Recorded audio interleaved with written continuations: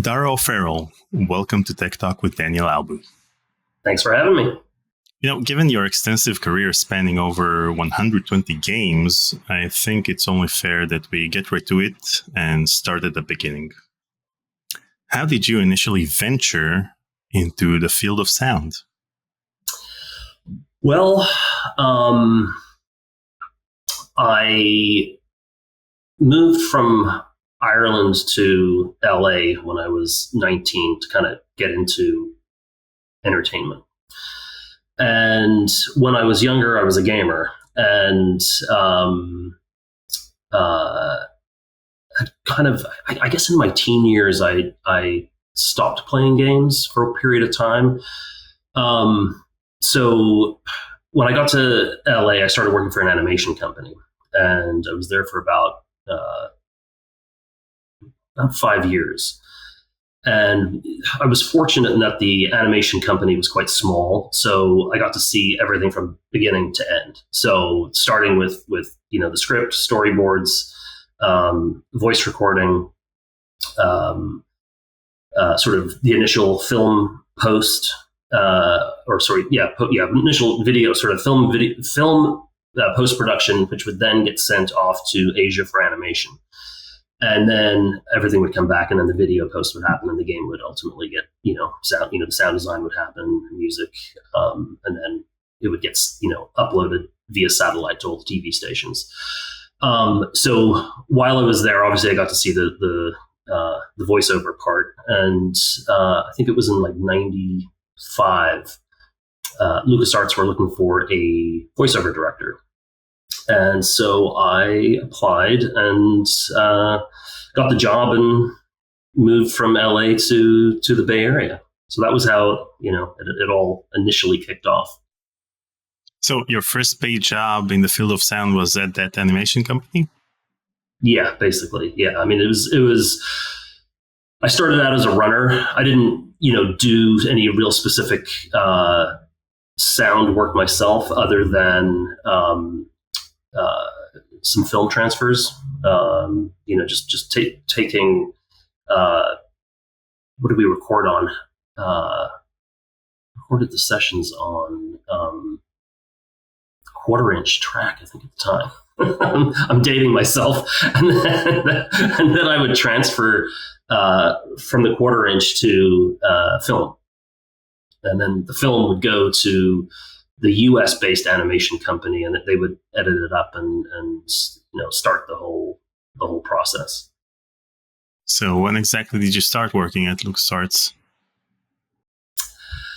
I was trying to remember when exactly that was. I know it was 95. But I'm assuming it was maybe late summer. And so I came up. I sort of stayed in a hotel for I think the first couple of weeks until I found an apartment. That was I think the first thing I worked on was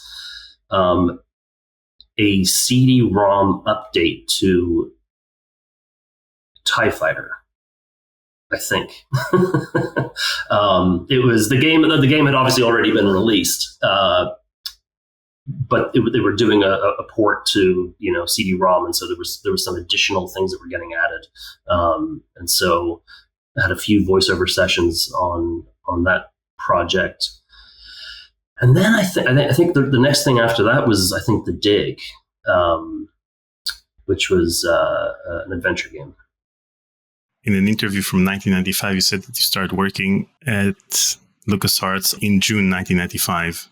Oh, was it June? Okay, yeah. So okay. I presume that back then you knew the exact date because it was... I think I still have my first check from, or at least the stub, So I think that's probably why at some point I may have said June. So that's probably accurate and based off of seeing that paycheck, which... For me, as a kid growing up in Ireland, having seen Star Wars in, 77 and sitting in my neighbor's tree where we pretended to be Luke and Han, it was that paycheck stub was worth holding on to. And what was the interview process at LucasArts like?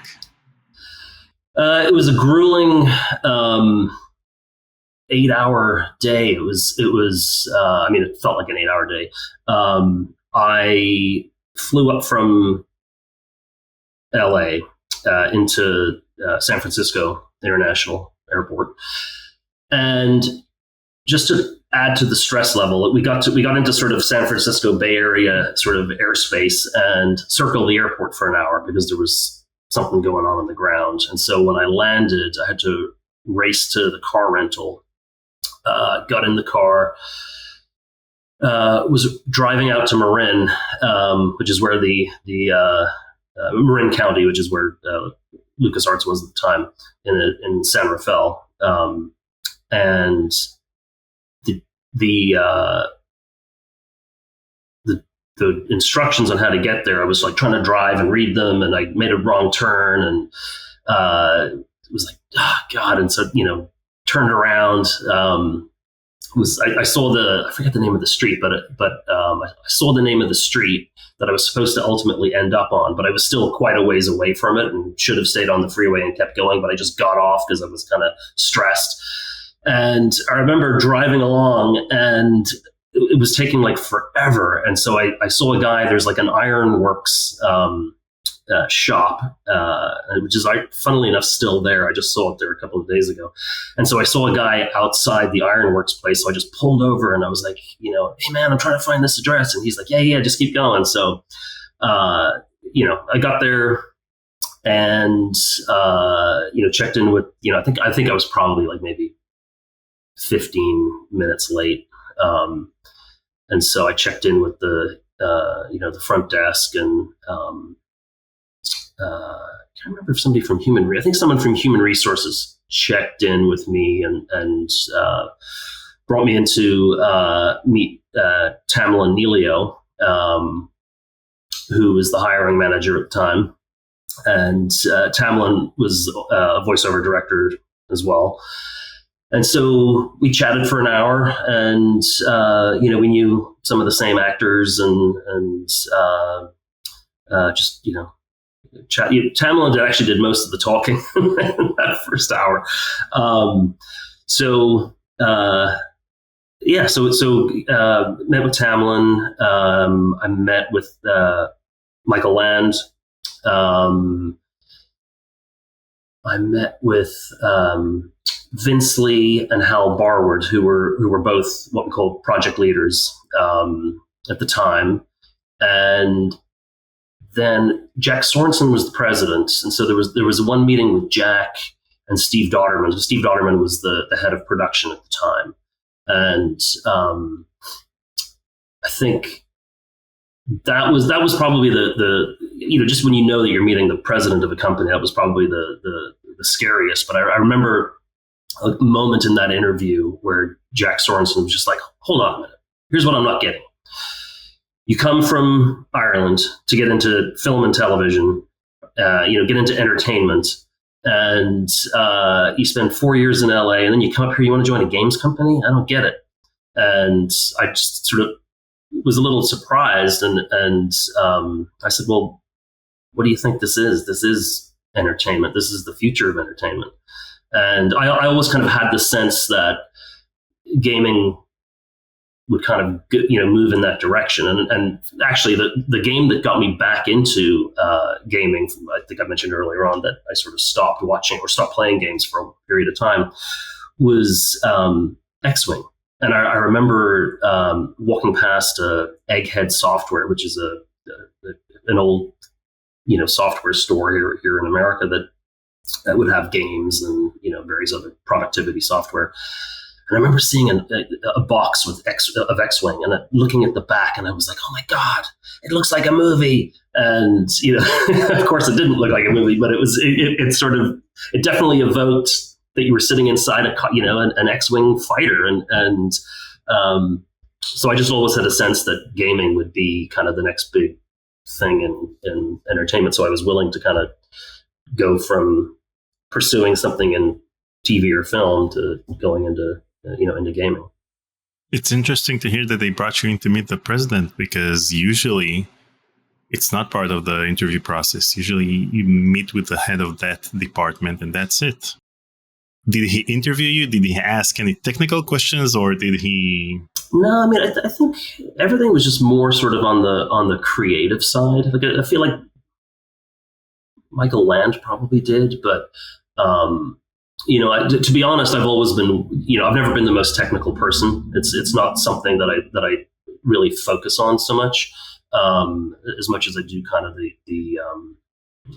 sort of the more creative side of, casting and directing and voiceover and, performance capture, or, whatever it is that I'm doing. So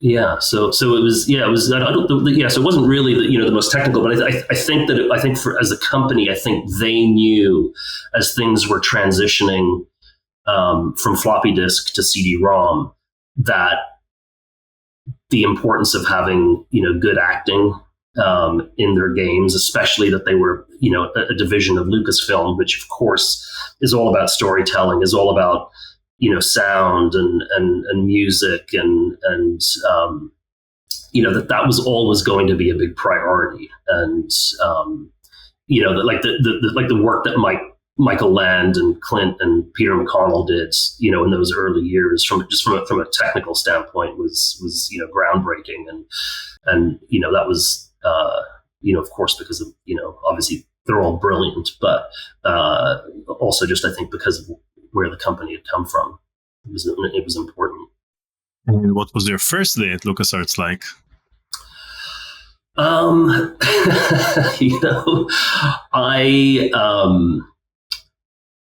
Because it's one of those funny things was, I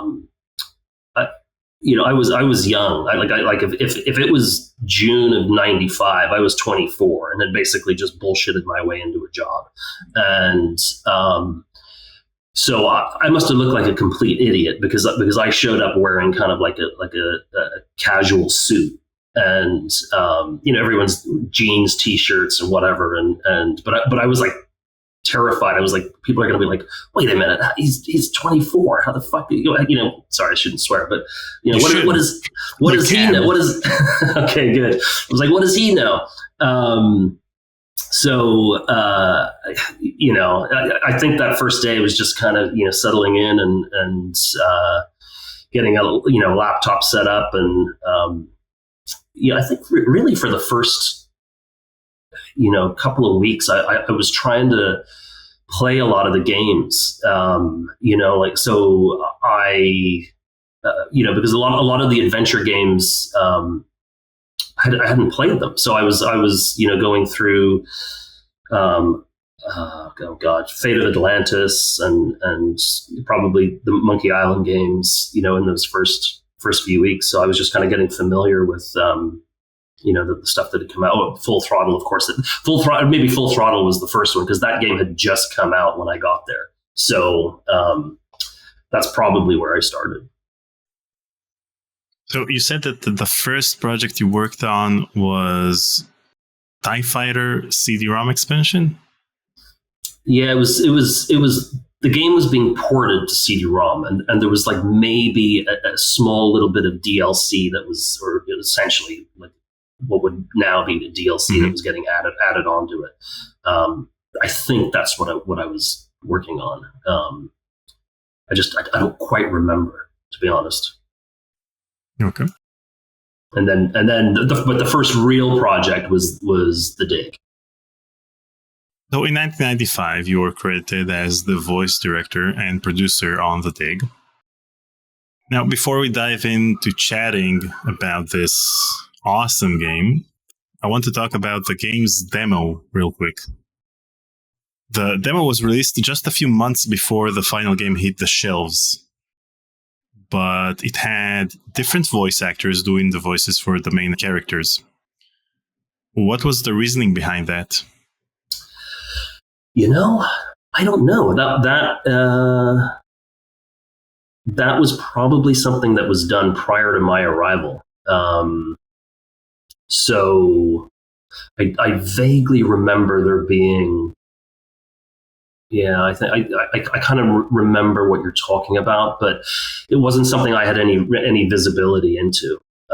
So I think it was probably, the game was in production for quite some time, and I think that there had been a couple of project leaders on it before Sean Clark sort of took it over. And so what you saw there might have been some previous iterations, and then when Sean kind of came in and took over things, then things really kind of started to move forward and progress. Because when I started, the casting process, there I didn't have any other older samples. I just went in and started fresh and kind of just went through the process.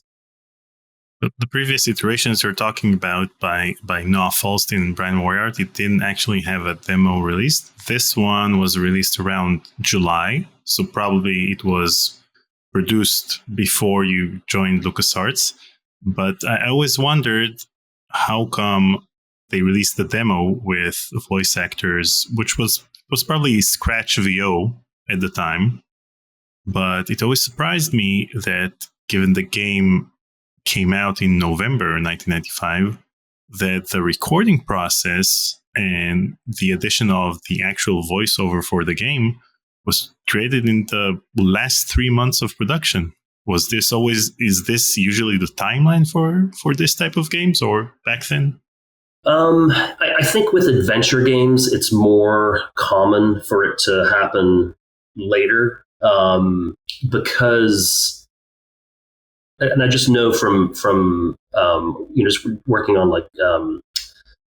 Monkey Island as well, like the process would be that a lot of the art would get created first, and they'd start figuring out the gameplay and the puzzles, and there might be an outline of the script, but because a lot of the dialogue happens when you can kind of click on objects, like you can make Guybrush or whoever just look at objects in the world, and then they'll comment on them. It means that a lot of that the art production and just kind of the engine needs to kind of get built first, and then the writing of all those sort of look-ats will happen much further down the line. So I mean, it doesn't really work that way anymore in game production, but back then it was always kind of a little later in the pipeline, and also too because you didn't have, there's no real lip sync in those games, so the mouth flaps is just based on when a line of dialogue is playing and the mouth starts moving, and it's relatively low fidelity visuals. It was sort of easier to get away with that, back in the day. So yeah, so it was back, I guess it was the norm back then. And whose idea was it to hire Robert Patrick for the role of Boston Lowe? I'm pretty sure I have to give, I think that's Sean. If memory serves me correctly, I had sort of started I'd sent out auditions, and then I think Sean called me into his office one day and was like, what if we got a celebrity? And I was like, shit, oh, here we go. Things are gonna get crazy. And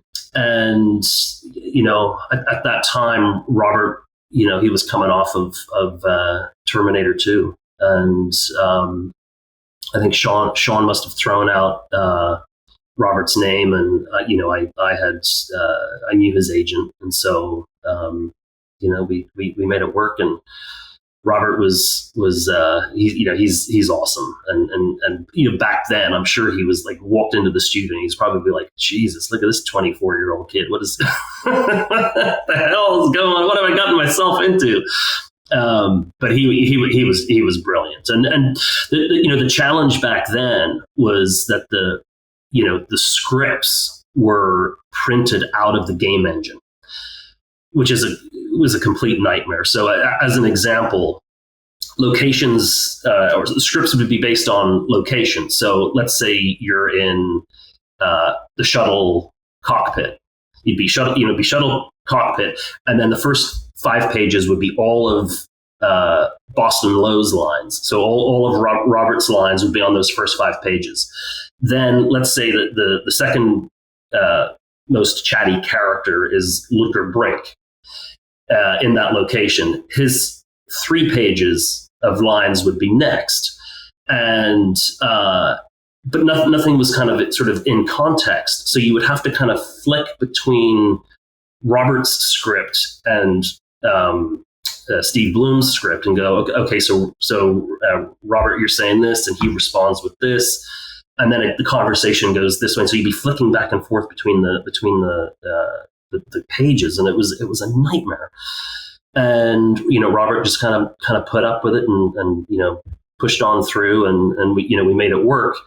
But coming out of that, we kind of realized it's like, okay, we can't do that we can't work that way again. We got to figure out how to create kind of a theatrical looking script, and moving forward. So we the editorial department would work with the teams to create a database, and within the database they would assign lines, dialogue IDs, line IDs within that dialogue, and then it would all get sorted and would get spit out in a theatrical format. So on the following, the sort of the projects that sort of followed up after that, we were able to kind of go into the studio with a more kind of traditional script format.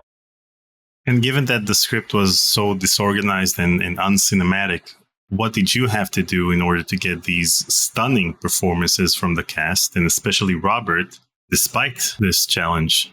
Well, it's just that, that sort of stuff, it's just all about giving them as much information as you can. And so we would just, figure out, where we're at, what's going on, and what are you responding to, or what are you,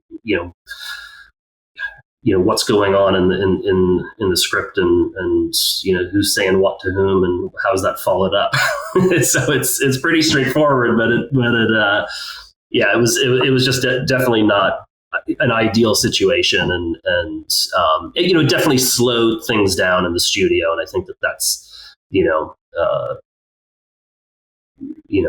that's a bad thing, because obviously that means more money, but at least we were able to take advantage of having time and just get it done. So I understand that the favorite at that time, before going for Robert Patrick, was Robert Hayes, who played the pilot in Airplane.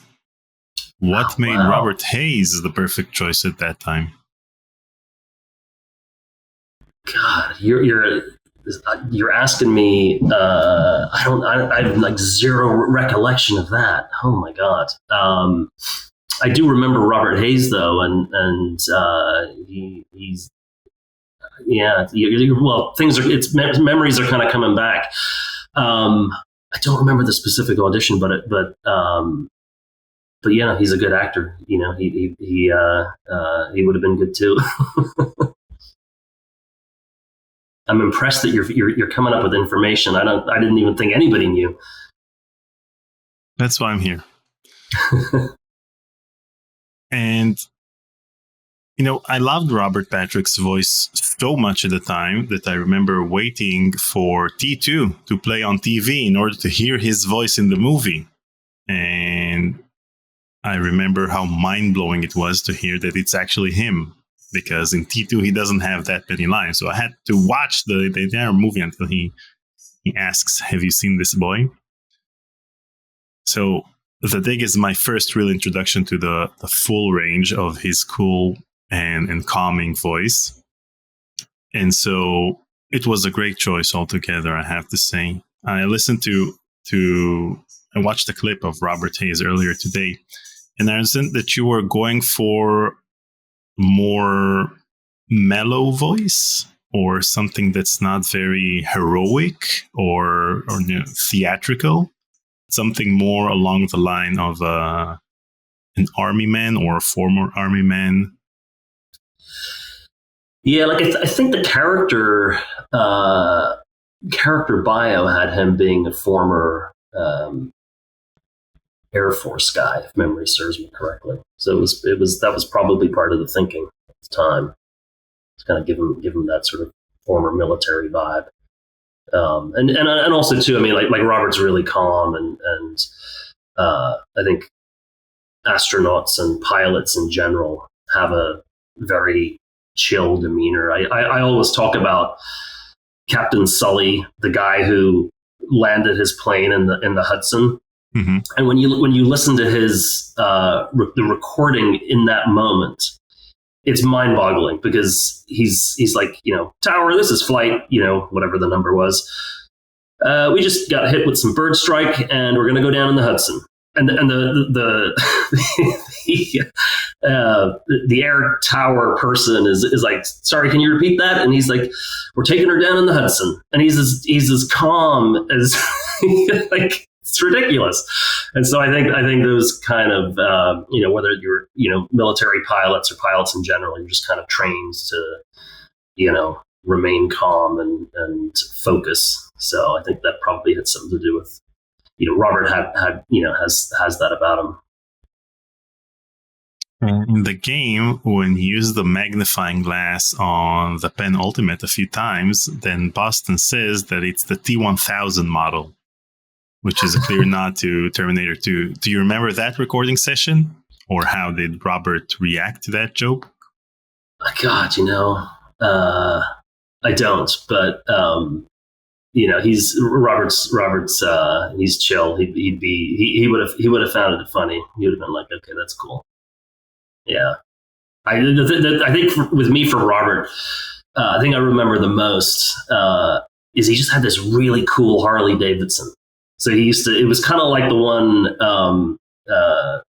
Arnold has in the movie. I actually think it might have been the same one, but he would just come up in his Harley, and the thing was it was huge. And it was like but the thing that surprised me the most is it was like ridiculously heavy. Like the thing was just insane. So yeah, that's when I think of Robert, I think of his Harley Davidson.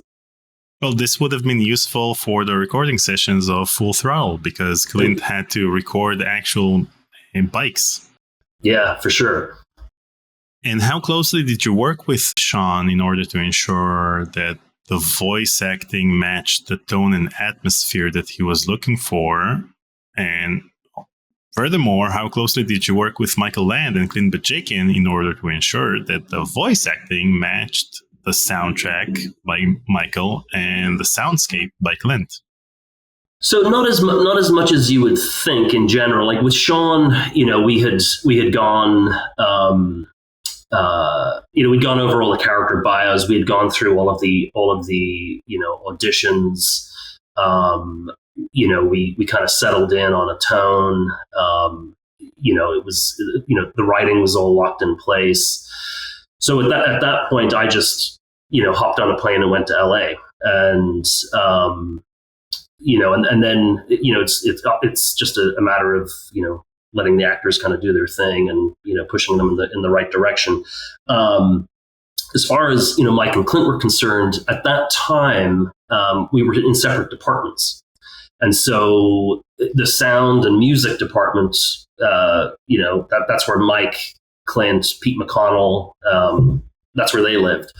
Whereas I was in the voice department, so it was kind of separate. So I mean, we would, obviously we would collaborate, but it was generally at that time very separate. So on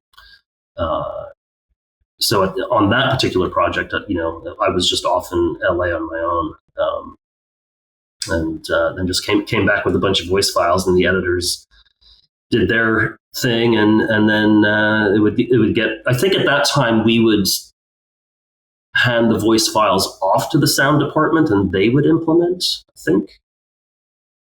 think so. I think that's how it happened.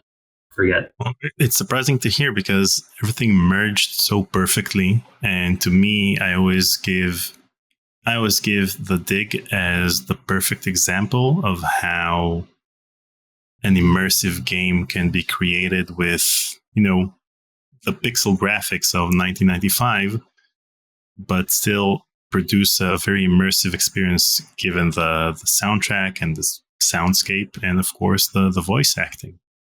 So it's surprising to hear that neither side adhered to any guidelines, and it just worked out of the box.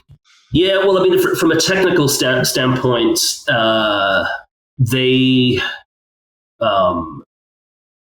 so prior to me getting there, they had gone. I think I don't remember exactly who did it, but somebody from the sound and music department and Tamlin, who was my boss at the time, they had gone down to LA to try and figure out where they were going to start recording. Where they were going to start recording kind of moving forward on a sort of semi-permanent basis.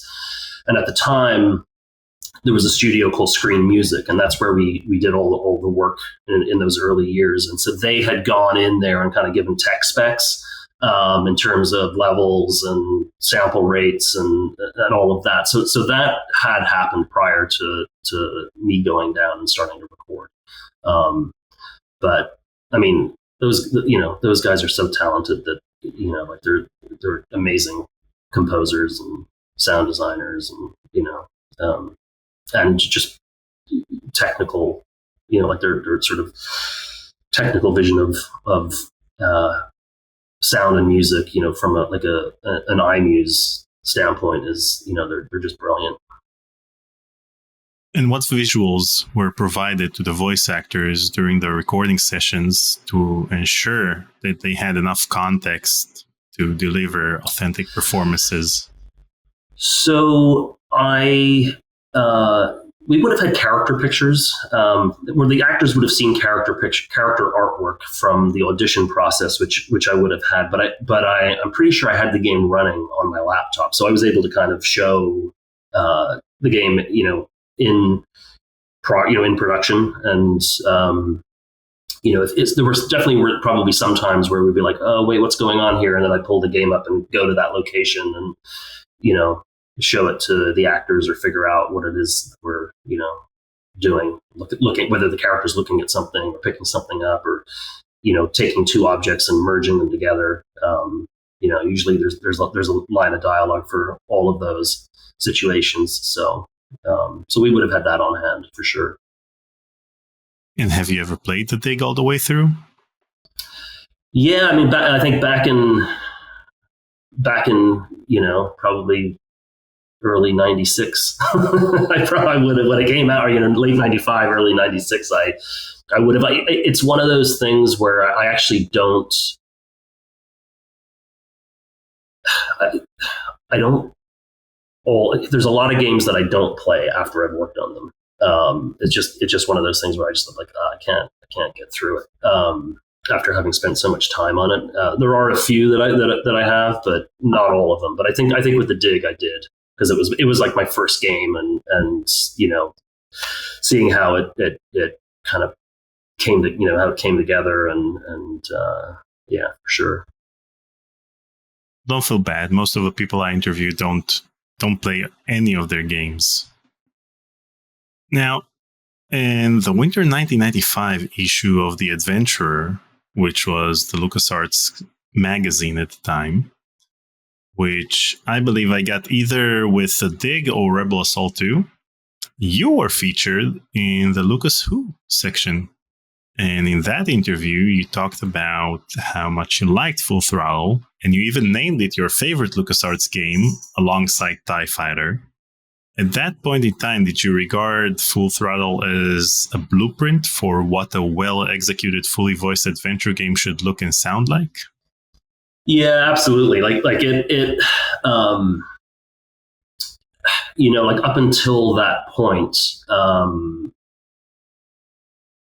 I don't know that I'd ever seen anything like that in terms of kind of the future of story. Oh God! Look at that! Look at that! Look at the hair. It's way less hair now. So yeah, like it was like, okay, so let me just take you back for a little bit. So like when I was a kid, when I was playing games, I was playing a vector graphic space game called Elite, which was you basically you got your spaceship, you'd come out of your space station, you'd fly to another planet, go into that space station, buy some goods, take them somewhere else, sell them for a profit. You get attacked by pirates. You can upgrade your ship, destroy the pirates, and then they might drop a cargo canister, and you can go in and scoop it up and take it back to a space station and sell it.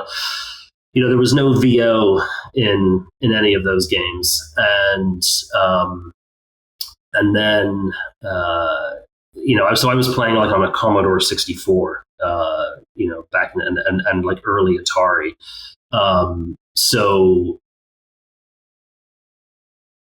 fast forward to me being in LA, there was X-Wing, and then I think maybe the year before I moved up to, you know, I played Dark Forces, and I think Dark Forces probably had a little bit of voiceover in it. There was a little bit of voiceover in X-Wing, but coming from TV animation and seeing Full Throttle, it just seemed to open up, in my mind, it just sort of opened up things to a completely new level. And it was like, wow, you know, this is like a fully voiced experience. Nothing else before had really been fully voiced. And it was kind of that approach of fully voicing everything was kind of years later when we started making Knights of the Old Republic. Typically BioWare games weren't, in fact, they weren't prior to that game, they weren't fully voiced. And so when we were working with BioWare, it was kind of like, okay, we got to fully voice this thing. And you know, that's just what we do at LucasArts. And so, you know, when you go back to Full Throttle, just to me at the time, like the visuals, the music, the writing, you know, the acting and Ben's voice, like it was all like top notch. It was just such a great experience. So it definitely kind of made me kind of think, okay, you know, the future in gaming is bright as far as, you know, the acting world is concerned, for sure. Going back to your interview over here, young Darragh. So you see, this interview was probably conducted, I presume, around summer 1995, because you said that you just finished a month-long stint in Los Angeles directing voiceover artists for The Dig. Look at you. And you were featured immediately afterwards. I mean, you were, at that time, you worked at the company for 2 months, and you made it to The Adventurer. Probably because they wanted to highlight the fact that voiceover was going to be an important part of things moving forward. I don't think it was anything because of anything I did. I think it was a new role within the company. I mean, Tamlin had obviously been doing it before, but things were expanding, and they realized that, you know, as a company they needed more help in that department. So I think they just knew it was kind of going to be an important thing going forward. In 1996, you were credited for voice recording and directing on Afterlife. What do you remember about your work on that project? So, Afterlife, Mike Stemley, really funny writer, funny guy, funny writer. You know, the game was sort of, it was kind of like Sim City, but it was basically Sim heaven and hell kind of thing.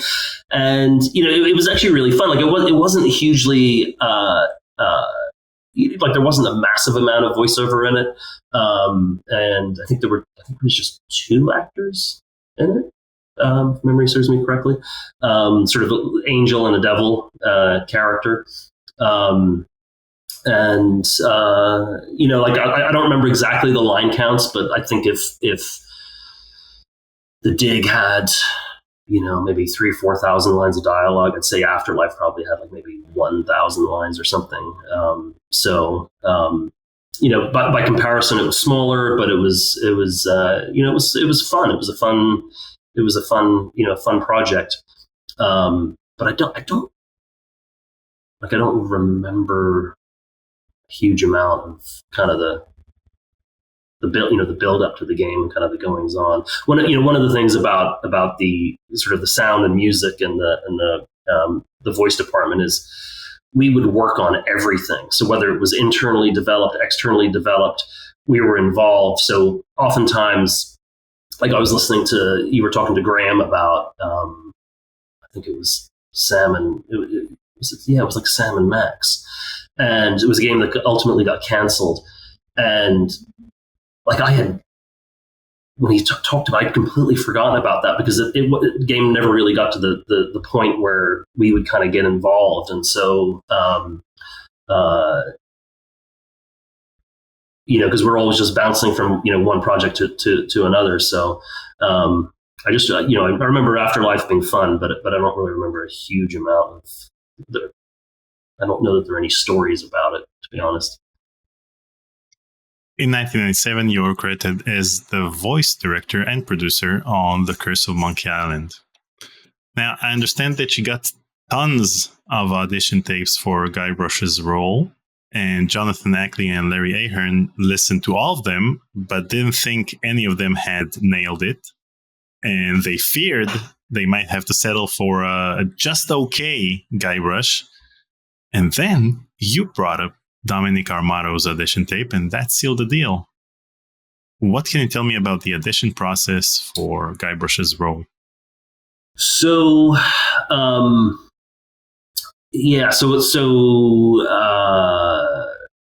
what I remember of that was, obviously when you send out audition tapes, you get hundreds of auditions back and kind of go through everything. And as I go through, listen to the auditions, I'll kind of pull people, put people into a side who I like, and then I'll kind of keep working through everything, kind of get back to, the top candidates. And the thing I remember mostly, and Jonathan and Larry take a lot of credit for this, is that there were two candidates at the very end. There was Bob Bergen, who was a very established actor, and then there was Dominic Armato. And it was one of those where we all liked Dominic, and Bob's he's a great actor as well. But my head was telling me, go with the experienced guy. But everyone's hearts were, go with Dominic. And it was Jonathan and Larry who were like, let's go, let's take a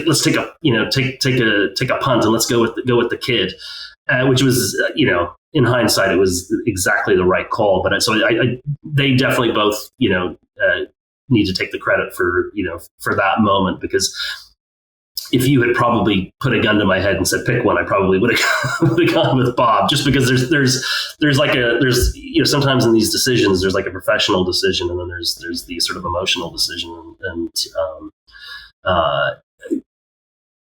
Dominic was, he is everything that Guybrush is. And but the funny story is that I remember calling his agent, and she was like, oh my God, he's been like in the office running around going, I am Guybrush.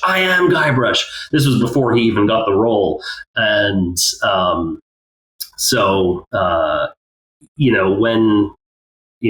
Dominic in the first session, he was just thrilled.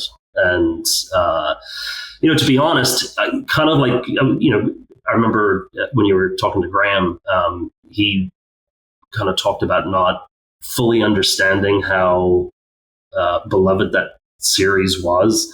And I was completely in the same boat. I didn't experience I had played Monkey Island 1 and 2 before recording, but I didn't realize how beloved it is as a franchise. So, which is probably a good thing because I didn't feel any pressure when I was working on it. But it didn't really dawn on me until Dominic was in, and Dominic was we were recording, and he had very strong opinions on certain things, and he was absolutely right, and so at a certain point I'd be like, you know what, the kid, he knows more about Guybrush than anybody, and so I'd just be like, okay, if Dominic says that's how he wants to play it, we're going to play it. We're going to play it Dominic's way. So, but yeah, he embodies that character amazingly. It's just Dominic he's so good. He's so good. In the game, in the Good Soup family crypt, Guybrush can stick his hand in the crack in the wall, and then he does a Ludger Brink impersonation. Now, since Dominic Armato never played the Dig, he said that he just did an admirable imitation of you doing an admirable imitation of Ludger Brink. Was that actually the case? If I don't remember it. If he says it's the case, then it must have been. And I God only knows what my impression of Steve Bloom is. Well, you can play The Curse of Monkey Island and find out. Yeah, amazing. And how did you get Gary Coleman to join in as a voice actor on the game? He just auditioned for the role, and Gary was great, and he was really into it, and he even came up to the office at one point, and he was just super excited to be part of the game. So was this all possible because LucasArts was a subsidiary of Lucasfilm, or did you actually think that it's possible within the constraints of the budgets for the games that you should go with a certain voice actor or one or the other? Well, in the case of Gary, when we were doing the audition process, we would kind of put out there that, the budgets that we're working in, and, we never, obviously with Robert Patrick, that was a little bit more specific, but generally speaking, we never really look for celebrities.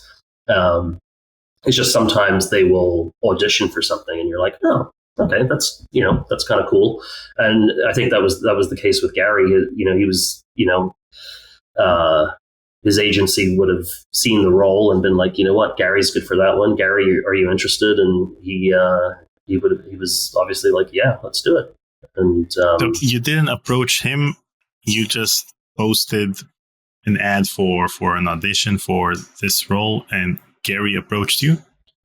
Yeah, like what we'll do is we'll put together a casting package. So let's say there's 40 characters that you want to audition for in an adventure game, which at that time might be kind of typical of a Monkey Island. So we put together character bio, character artwork, and some audition scripts for all the characters, and then we'll send those to 12 to 15 different talent agencies, and then the agency will go through them all and go, okay, let's have Gary read for these 3 roles, let's have so and so read for these 3, and so then they just would send the auditions back. So I think back in, well, I don't remember where we were at in Monkey Island. So in the early days, they used to send audio cassettes. And so you'd have to sit there and listen to the audio cassette, auditions, and all the names would be on like the little J card. And so it was probably one of those things where I didn't even know Gary's audition was coming up. And I look at the J card and I see Gary Coleman, and I'm like, wait, could that be the real Gary Coleman? And I probably assumed it wasn't. And then the audition happens, and all of a sudden you're like, oh wow, that is Gary Coleman. So that's, I think, just how he got in the game. Awesome. Now, in the song "The Pirate I Was Meant to Be," all voice actors were in the same room together. What was it like to record everyone at once? Did you find it more challenging to direct several people at once, given the fact that every time someone messes up, everyone else has to go from the top? Boy, God, I'm impressed. You're digging up some memorable moments. How did we do that? So yeah, everyone was in the room.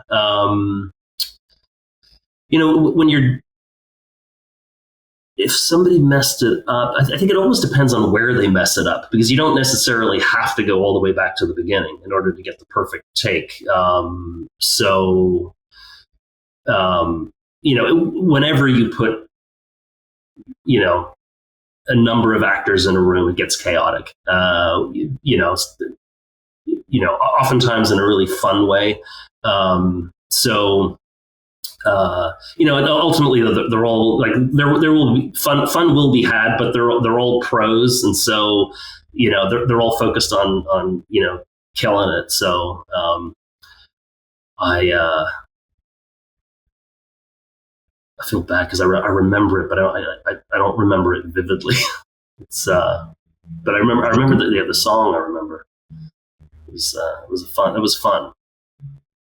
At that point in time, Danny Delk had already worked on several LucasArts titles. So when it came to cast Murray, did you immediately opt to go for the voice of Purple Tentacle himself? Or were there other people who auditioned for the role? Yeah, no, there definitely were others. But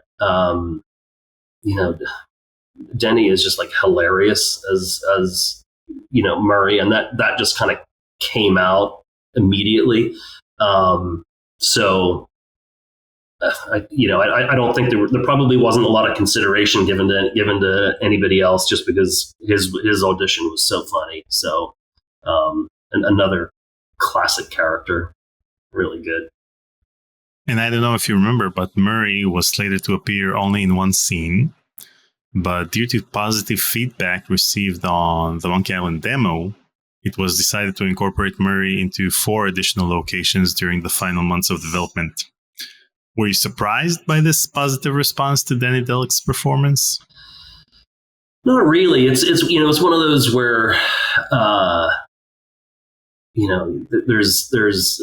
always use the catchphrase, "You can't cut funny." So like if I'm in the studio and something makes me laugh, you're like, okay, well, that's gotta go in. Just because he was so funny, it's no surprise that he gets written into other places and locations, because everybody wants more Murray. Mm-hmm. And when they came to the recordings themselves, what would happen if after 20 or 25 takes, you still wouldn't consider any of the takes to be a perfect take? How would you know that you've recorded enough for the editors to start working their magic? Or how would you know that you need to record even more takes? Well, at a certain point, you gotta move on. Like 25 takes of anything would be a lot. Usually with voiceover, you'll get like an ABC on a line, and maybe you'll be like, okay, it's not quite landing. Give some feedback, go again. There has to be sort of an economical balance to what's on the page and what's coming out of the performer. Sometimes if you're not getting it, you might realize, okay, maybe there needs to be a line adjustment, and then that fixes it. Or maybe you just cast the wrong actor. Every actor, from a director standpoint, every actor is different. So you're always trying to figure out the language that moves an actor in the right direction, if that makes sense. As an example, there's a lot of actors who I've worked with over the years who were playing like Sith characters, and oftentimes the only direction I'll give them will be darker, and then all of a sudden they just get more sinister, and that always works for that particular kind of character. But you never know what that language is going to be, so you got to try and figure that out. And you mentioned the fact that you may not have cast the perfect person for the role. As you may or may not know, in the first Back to the Future, Eric Stoltz was cast as Marty McFly. And a few weeks after production started, the director realized that Eric was not what he was looking for. And even though production was well underway, they still replaced him with Michael J. Fox and then reshot all of the scenes involving Marty. Did something similar ever happen to you on one of your games? Yeah. I mean, it's getting the casting right is 90% of the problem solving. As an example, you get somebody like Dominic Armato and Guybrush, and you're just like, check. This actor is, 100% embodies this character, and it's perfect. I have had situations where, and I'm not going to go into any names or anything, but where teams have moved in a direction that I've advised them against, and then and I've made these mistakes too, but just the one that I'm specifically thinking about. You advise them against it, but they go there anyway, maybe because the person's really well known or whatever the reasoning is, and then it just doesn't land because the actor just isn't the perfect fit for it, and it's not the actor's fault. It's just sometimes the character and the actor don't gel. And so sometimes, you'll have to go back and recast and find somebody who just better fits that particular character personality. The question I asked you earlier about the 25 takes, that's an actual question I asked Chris Brown, because on Indiana Jones and the Fate of Atlantis, there is a phrase in which Indy says, "It's a cup full of lava." That's it. And they record that 25 times and could have settled on any of the takes. And in the end, they edited several takes into the final recording. So it's a cup full of lava. A cup full of lava, and that Fate of Atlantis? Mm-hmm. Oh, wow. That's funny. Yeah. I've there's a line in The Dig where it's Boston Lowe is looking at a jawbone, and the line is, "The teeth are razor sharp." And when I got back, I was listening to the takes that we had, and I didn't like any of them. And I was like, fuck. I was like, I don't like these. And so Julian Kwasniewski, who was the editor at the time, he took the word R from one of the other takes to make the line more, the teeth are razor sharp. Because it needed to be a clue that that's how you were going to cut Brink's arm off. And everything that we had was too flat and didn't give enough clue to the player that that's what they needed to use. So yeah, sometimes you kind of screw things up when you're in the studio.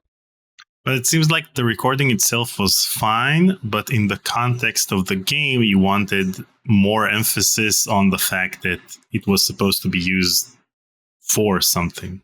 Exactly. Or on something. Yeah, exactly. So Julian spent a lot of time fixing that one. I always wonder if I'll ever get Robert Patrick for an interview, if he even remembers working on The Dig. Yeah, they probably would. I think so. Yeah. In 1998, you were credited as the voice director and producer on Grim Fandango. What can you share about the voice recording sessions of this game? So Grim, it's an amazing game.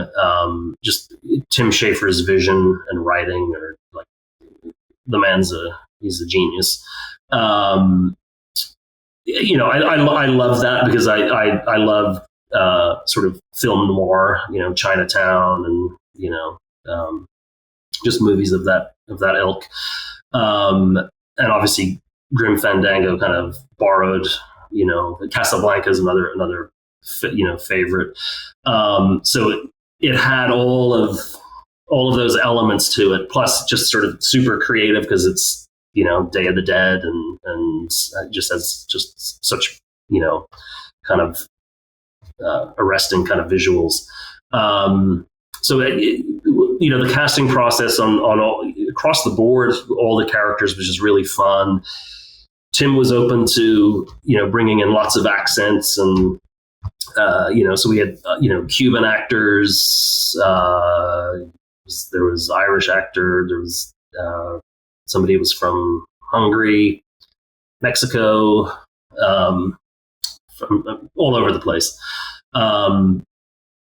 So such a fun project. I think that I remember early on working with Tony Plana, and we'd recorded the first day, and then I don't think Tony was in the second day, and so I was doing some NPCs the second day. But there was something that was bothering me about the first day's worth of recordings, and so I had the studio send me the session on a CD so I could listen to it in the evening of that second night. And it all of a sudden it became apparent to me that Tony needed to, when he was looking at things, he needed to be more internal, that it wasn't internal enough. And so when he came back in for that second session, we went back and re-recorded all of his lines where he's looking at something. And so just to kind of give that more kind of in your head kind of vibe. So yeah, I mean, I think when we recorded it, I think it was like 8 weeks or something down in LA, and just some really fun actors coming in and some really fun characters. I remember that I forget his name, but the actor who was from Hungary, he played the I think he's like the scrimshaw artist. He's basically the tattoo guy. And there's a scene where Manny goes in and he's asleep, and he was just like ad-libbing in Hungarian. And I was like, what are you saying? And he's like, you don't want to know. And I was like, is it bad? And he's like, no. So to this day, I have no idea what he was saying. But yeah, fun project. Well, Tony was ad-libbing as well in Spanish. Mm-hmm. He was, yeah. So yeah, with Tony, I was like, look, the more flavor you can bring to it, just go for it. And so yeah, so he would like, a lot of his curse words or just little moments, he would just go for it. And Tony was amazing. Like he such a good actor. And I remember like there was one of the weeks that he was in, and he was up all night shooting for another film or show, and so he would be coming into the studio with like little to no sleep at times, and he'd come in and knock out 4 hours, but he just you would never know that he literally was up all night long, and he just was killing it. And I do remember one session he came in and he had like a sweater vest on over sort of a silk shirt, and we were getting a lot of noise. Like silk is very noisy material, and so I was like, oh, Tony, can you take off the vest? We can hear the shirt. So he took it off, and then we kept recording, and we're like, oh God, we're still hearing the shirt. I'm like, Tony, can you take your shirt off? Do you have anything on underneath? And fortunately, he did. He had like a little white T-shirt on underneath. So yeah, he was taking all his clothes off to make sure that there was clean recordings. That's dedication. Yeah, Tony's great, really good. And what, in your opinion, was the biggest contribution in terms of VO to the cinematic atmosphere of the game? I think the one thing that we did differently on Grim Fandango compared to some of the earlier games that we had done, obviously with the exception of the song in Monkey Island where we had everybody in the room together, there were scenes in Grim Fandango where the actors were together. And particularly Mane and Meche. It was one of those where I don't think they knew each other well, but they were both came from Cuba, and so we got Tony and I was saying Maria. I can't remember. Yeah, Maria. Yeah, we got them together in the room so that they were able to kind of play off of each other. So we did that where possible. It didn't happen every scene, but we definitely did that where possible. And anytime you get two actors in a room interacting together, it just becomes more dynamic and more real, and just elevates it. So I think that's probably one thing that set Grim Fandango. And when you record two actors, you still consider it as two audio files that you need to edit back together, or are they actually recording on the same microphone? No, there'd be different microphones, and they would ultimately, at that time in gaming, it would ultimately become two separate files. Fast forward to now, it's still generally done that way, but there's different projects do it in different ways, and depending on if I'm shooting performance capture now and actors are overlapping, we just let it go and keep it the way it is, or we might fix it in post with ADR if need be. But you want that kind of acting dynamic to happen, so it's all different. But certainly back in the day, it was two separate files, so we wouldn't kind of overlap in that same way back then. And what steps did you take back then to ensure the preservation of the original master tapes used in the recording process? The thing is that these tapes were very crucial for the 2015 remaster of Grim Fandango because they were used for the remastered sound. I should have an answer for this, but I'm trying to. It's funny because I remember. I remember at some point there were. I think we did some transfers. At some point, like maybe we transfer because I feel like I should know, and I forget the name of the cassettes that we would record on.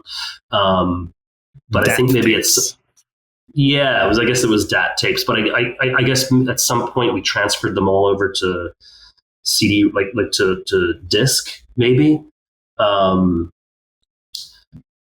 But whoever did that, it wasn't me. I certainly can't take credit or foresight for that. That was coming from somebody else. It was probably coming from somebody in the then sound and music department. So it was probably, Mike, Clint, or Pete who were like, this is something we should be doing. So these were guidelines from Lucasfilm, or was this something internal at LucasArts? No, it would have been internal at LucasArts, I would imagine. Certainly that wouldn't have been something that I would have been focused on, for sure. So I credit for that lies somewhere else, but thank God they did it, because to think that there's a game that you made back in '98 that what is it, the 25-year anniversary. It's like crazy. So fortunately somebody had a head on their shoulders. Yeah, unlike Sierra didn't archive anything. So they can't remaster anything nowadays. Oh, that's too bad.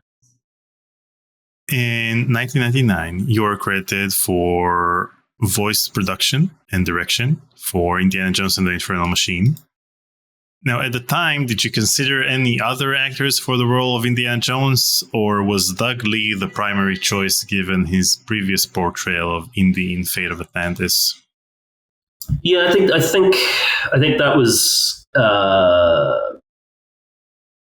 probably the way that we approached it. Doug had done it. People had liked, what he had done. We weren't going to go knocking on Harrison Ford's door. So I think you should have. You had Lucasfilm money.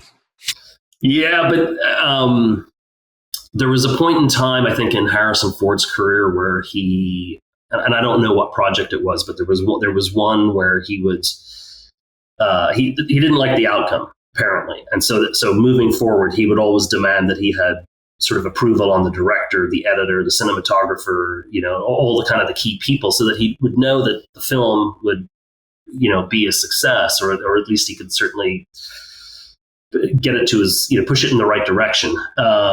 Whereas I think with gaming, he would never have been able to sort of have that control. So I think that there was probably a sense of, well, he wouldn't do it because, it's not, he can't control the outcome. And if you, at that point in time, games looked a certain way and film and television looked in, another way. So it just wouldn't have been something he would have been interested in. But yeah, I kind of forgot about the Infernal Machine. And what were the recording sessions for this game like? God. And Doug Lee, Bruce McGill, Philip Proctor. Oh yeah, Bruce McGill. Yeah. I think actually on this one, because I remember working with Bruce McGill, and he's like a total pro.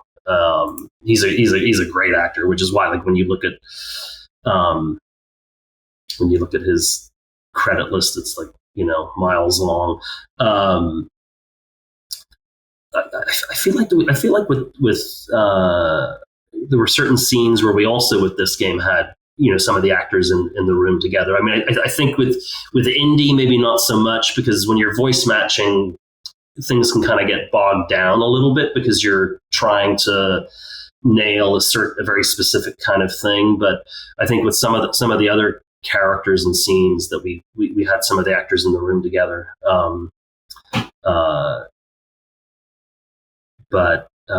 Yeah, it's interesting, like doing games where I always say that voice matching is kind of a thankless task because, especially with such iconic characters as Indiana Jones or,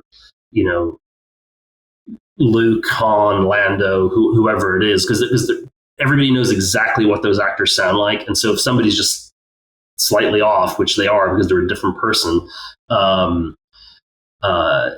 people are like, oh, it's not so-and-so, therefore it's not good. And sometimes when you're doing voice matches, you kind of need to, in order to kind of make somebody get closer to a certain character, you kind of have to make it a little bit more of a caricature to kind of amplify certain elements of a character's personality. But then that is also kind of at odds, especially when you're doing something that's cinematic and sort of film style, like Star Wars or Indiana Jones, because if you push too far push too far for sort of the caricature of the character, then it sort of becomes too comedic or animated, if that makes sense. So yeah, voice matching is kind of a challenging thing in and of itself, but I don't know that I have any real stories about that project specifically, other than that. So another question I have about this is, Indiana Jones and the Infernal Machine was an action game. It was, in the style of Tomb Raider. And apart from the number of lines that you need to record, were there any major differences between recording for an adventure game or an action game at LucasArts? I mean, action games are always different in that you're dealing with combat elements, fighting. So it immediately from an acting standpoint, you're usually dealing with vocal stress. Because things are projected more guttural. Versus adventure games, which is just characters talking for the most part. 99.9% of the time, they're just characters who are just having conversations. But when you're doing, an action game, you've got a whole suite of, other elements that you need. And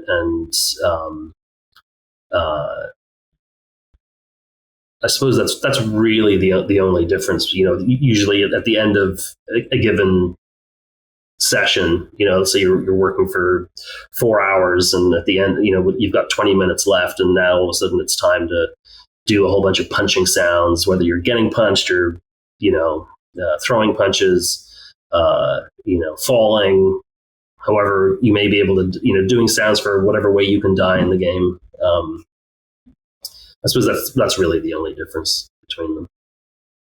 And so you always use the voice actors who voice the characters for the punching sounds and such? Most of the time, yeah. Not always, but the majority of the time. Sometimes you'll have actors who they're not good at it. They're good at delivering lines of dialogue, but then unless they're on set and actually physically throwing a punch, there's a disconnect between the energy and that you can kind of muster in front of a microphone versus kind of getting a sound that's that has the right kind of impact to it. Or you might have an actor who's his voice kind of tires quickly, and so then you kind of can't get through, and so you're like, okay, well, let's just decide we'll get somebody else to do the utterances, so it really depends, but most of the time you do use the actors that you have, that you're bringing in, but there's always I always assumed cases. It was like stunt doubles. In a movie you get a stunt double in order to film that scene, so I presumed that the voice actors wouldn't stick around for recording tens of sounds of them getting punched in the game or whatever. It's nice to know. They do, but nobody likes doing it, but but it's part of it's just kind of part of the job, But I've had actors who haven't been able to do it, in the sense that. Oftentimes with acting, there's sort of an imagination element to it all. And there was this one actor who was getting catapulted across a sort of a gorge. And I was explaining the situation, and he was like, "Oh, I get it." And he goes, "Oh," as he was getting catapulted. I was like, No. It needs to be like a death-curdling scream. And he's like, "Oh, okay." And then he did exactly what I just did. And I was like, I think I tried one more time. And then I was like, okay, that's great. And then afterwards I realized I was like, I just have to have somebody else do his, his utterances, because he just can't bring it out the way that it needs to be, projected. Now, around the same time, you worked on a lot of Star Wars titles. Now, I know that when it comes to Indiana Jones, there's a bit more creative freedom when it comes to the games, the plot, and everything around it. Even when it comes to the soundtrack, it seems like the soundtrack in Indiana Jones games, apart from the main theme, which is always John Williams' theme, they can branch out to different genres and such. But with Star Wars, everything seems like a very closed ecosystem. So when it came to the voice recording, did you have to adhere to any guidelines when it came to the voices, or I don't know, the recording itself? Not so much. I think so obviously, just to go back to music for a second, obviously with Indiana Jones, you have that iconic Indiana Jones theme, and then after that, there's probably not a lot of rules to follow. Whereas with Star Wars, certain characters have certain cues musically, so those cues have to be kind of brought into like you can have new music, but those same themes have to kind of be part of that. And I think in some of the games, there are certain planets that have certain themes as well. When it comes to the voiceover, the acting, really, there's no real rules. It's just what can we do to make those signature characters get as close to, the original talent. And like I said, it's a very challenging job because nobody's ever 100% happy with the voice match, but it's so yeah, no real no real rules on that front. What I would say is moving forward, it's going to be interesting because if you watch the Obi-Wan series, there is in the last 2 episodes, I remember watching those, and all of a sudden Darth Vader comes out, and I'm like, the heck?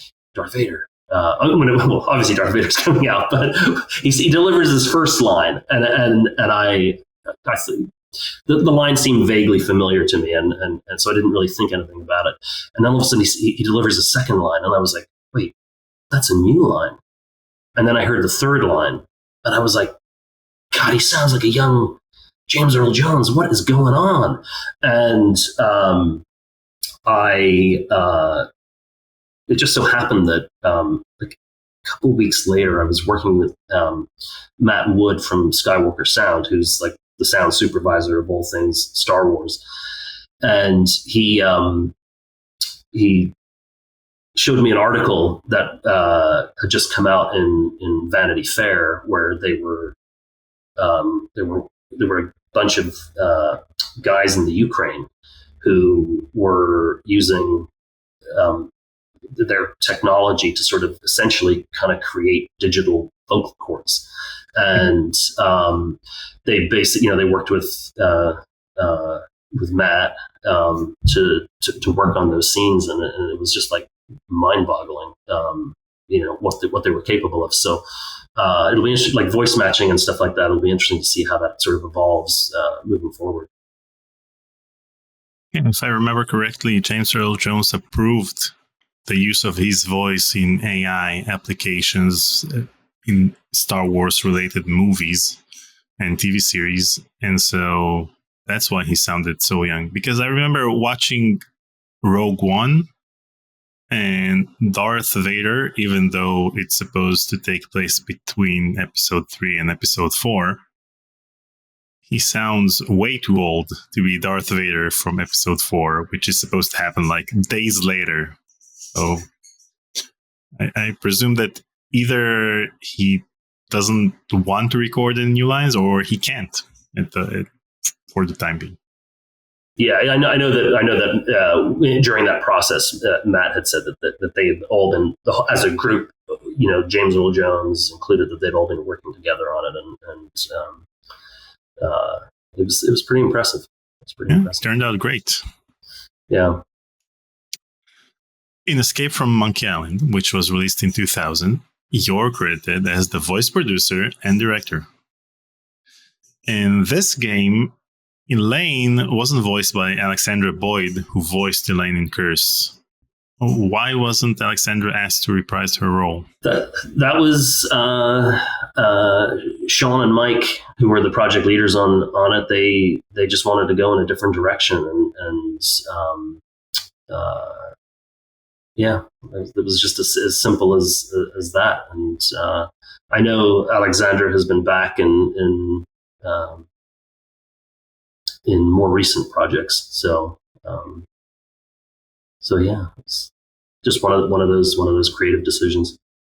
My white whale when it comes to LucasArts games one of them, is the fact that in Escape from Monkey Island, there's the monkey combat section in which there are 4 distinctive monkey sounds, and they are played in loop constantly. That section is extremely long.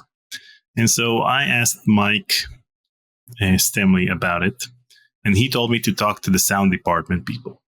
So I talked to Melina Annabelle, and she said that I should talk to Clint Bajakian. And he said that I should talk to Larry the O. Now, do you have any idea who recorded these monkey sounds? I have no idea. But I think if you can track down Larry, might be a good start. Or Larry would tell me that someone else was in charge of the monkey sounds. He might. I don't know. It's a mystery. Mm-hmm. In 2003, you were credited as the voice director and producer, surprise, surprise, on Indiana Jones and the Emperor's Tomb. Now, even though Indiana Jones and the Infernal Machine was developed internally at LucasArts, Indiana Jones and the Emperor's Tomb was created by The Collective. So what was it like to collaborate with them on this project after collaborating with them a year prior to that on Wrath Unleashed? Yeah, I mean, it was one of those things where I sort of mentioned this earlier.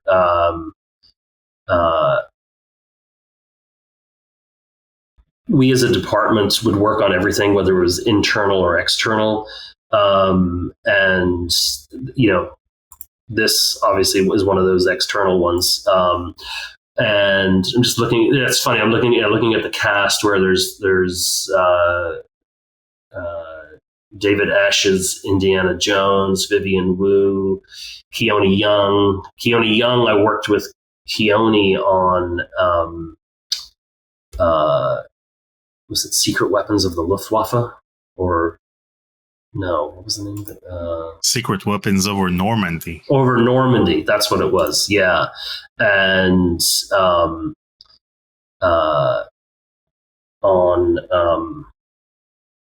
The Emperor's Tomb. on the Emperor's Tomb, worked with Keone Young, who is another actor. He just works all the time, and he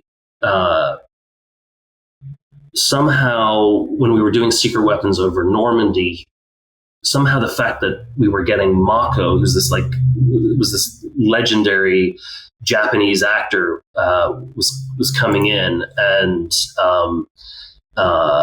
Keone was like, "Oh, I'll help you. I'll come in and help kind of navigate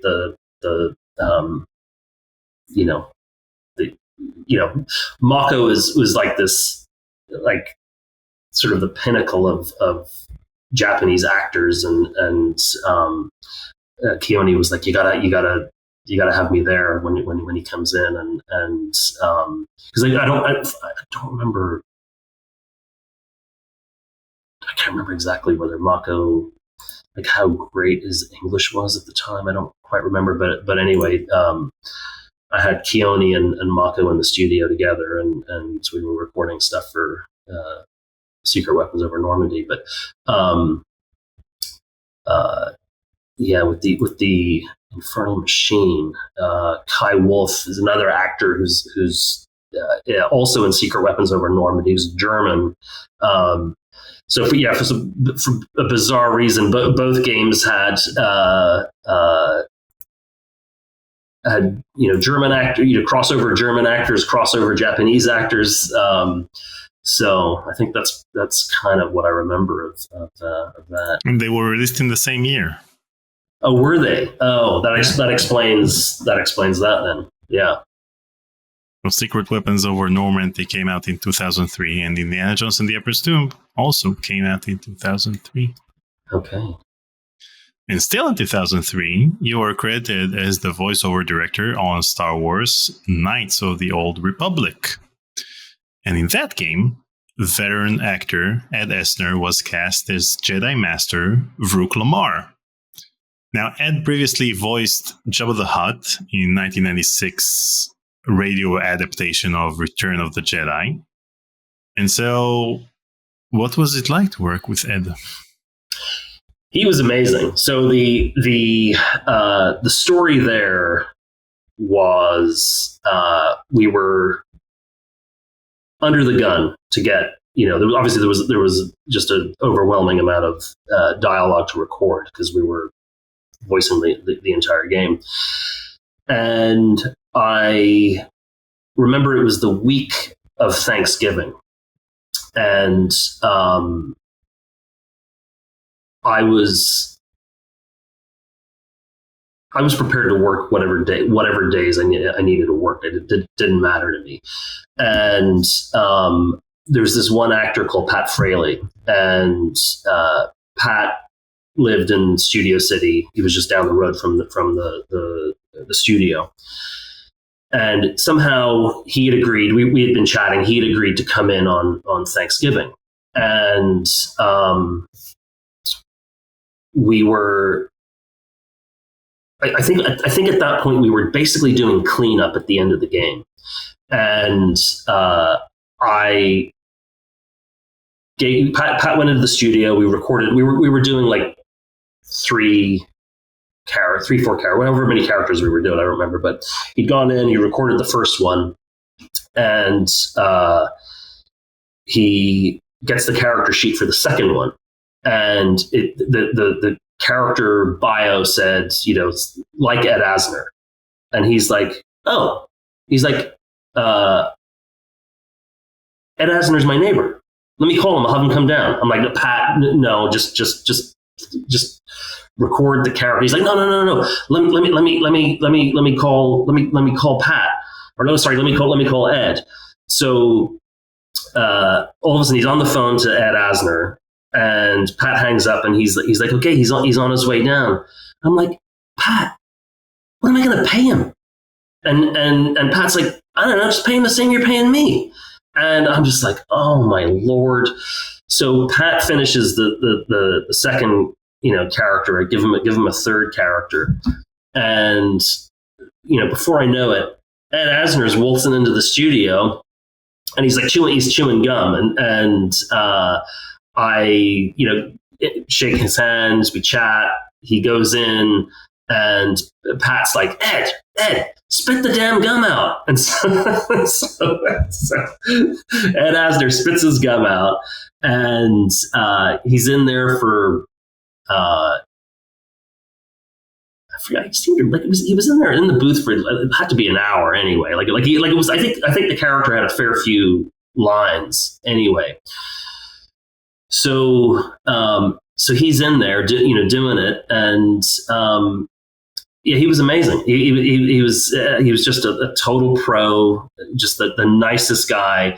But the thing that I loved about him the most was, when he came out. So I had prepared the contract for him while he was in there recording, and I was like, I don't remember what we were paying Pat, but I was like, okay, I'm going to pay him the same as we're paying Pat. And he came out, and I was like, oh, here's your paperwork. I just need you to sign here and initial there. And he did this thing where he started chatting with me, and he never once looked down at the paper. He just signed where he needed to sign, and then he initialed where he needed to initial, because he picked up on the fact that I was stressing that the money might be important. And he didn't give a shit about the money. He just wanted to work, and Pat knew that, which is why Pat was just like, Ed likes to work. We're here. It's Thanksgiving. Who cares? And Ed Asner came in, and he's just a great gentleman. And do you still have the lines that were recorded with him chewing gum? I don't think so. No, I think Pat got to him very, very early on. But the funny thing is that I probably, like, if he was in there chewing gum, I probably would have been like, I'm not going to say anything to him. It's Ed Asner. I'm not going to tell him to spit his gum out. Yeah, so sure. Pat did it for me.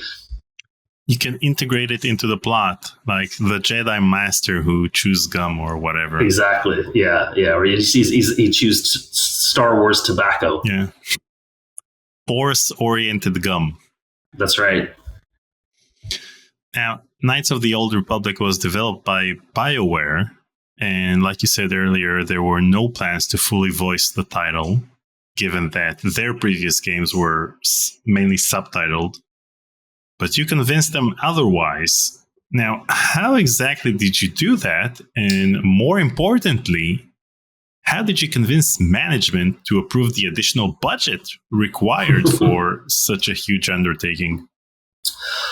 So I remember like early on going into a meeting with Mike Gallo, who was the LucasArts producer, and Casey Hudson, who was the BioWare producer, came in, and it basically went, like when I realized that they were going to handle the game or planning on handling the game the way that they had on their previous titles, like Baldur's Gate, which was for some of the main characters in the game, they would have maybe 5-10 lines of dialogue, and then it would just all of a sudden become text only. That was the plan for Knights of the Old Republic, but internally, we just as a company had always, we were just used to fully voicing everything. All the adventure games that we did, fully voiced. The voice department was set up and put in place to do just that. So when I pitched the idea to BioWare, I just sort of said, look, as long as you guys have enough room on the disc, we'll handle the production, we'll do all the casting, directing, we'll take care of the budget, and we'll do it. And so they were like, great. And internally there weren't any real kind of concerns, because that's just what we did. So it was just kind of business as usual for LucasArts. So it all worked out. It's just it's funny now. I remember like maybe a decade later, walking through QA at LucasArts, and all of a sudden I heard these lines of dialogue, and I was like, what is that? That sounds really familiar. And I sort of turn around, and one of the testers is playing the opening of the game. And I'm looking at it, I'm just thinking, oh my God, this is so bad. It's like the whole opening is the player wakes up on the ship. He's having a conversation with his roommate, and the roommate is like, hey, we've never met because we work opposite ships. And they're having this like introductory conversation. Meanwhile, the ship is crashing, and there's like zero urgency. to the whole ship thing is crashing. Yeah, so I sort of look back on that, and I'm like, God, what were we thinking? But anyway, it was obviously BioWare did a great job with the game, and it was really well received. And it's funny because I just I don't know if I can say that. You can say anything. Well, it's one of those things where I was just thinking there's a character in the game who is as an actor who's shown up in sort of the spiritual successor, which is Star Wars: The Old Republic. Let's just say that the Chris Tabori, who's the actor who plays HK-47 in Knights of the Old Republic, I just worked with him last week. He was over in the Philippines, and we recorded him from the Philippines. So yeah. Awesome. So when did you leave LucasArts for the first time, and why did you retract your resignation? Oh boy. So I think it was around 2000. When did The Force Unleashed come out? Do you know? Force Unleashed came out in 2008. 2008. So it would have been probably maybe around 2007. I'd been there, since 95. So I've been there, like 12 years. And there was an opportunity to direct a pretty large game. And so I was like, okay, I think I'm gonna hand in my resignation and just, I'll leave and just become a freelance director. And so I'd done that. I'd handed in my letter of resignation, and then like a day or two later, this guy walked into my room and he's like, "Hey, I hear you're the person to talk to about casting and directing." And I was like, "Yeah, what how can I help you?" And he's like, I want to do some motion capture." And I was like, "Oh fuck, okay, this was," which was also part of the reason why I wanted to leave, because at Lucas we weren't doing it at the time, and games like Grand Theft Auto were, and just to me it just was like, this is the evolution of all of this. So so when he his name was Jason, when he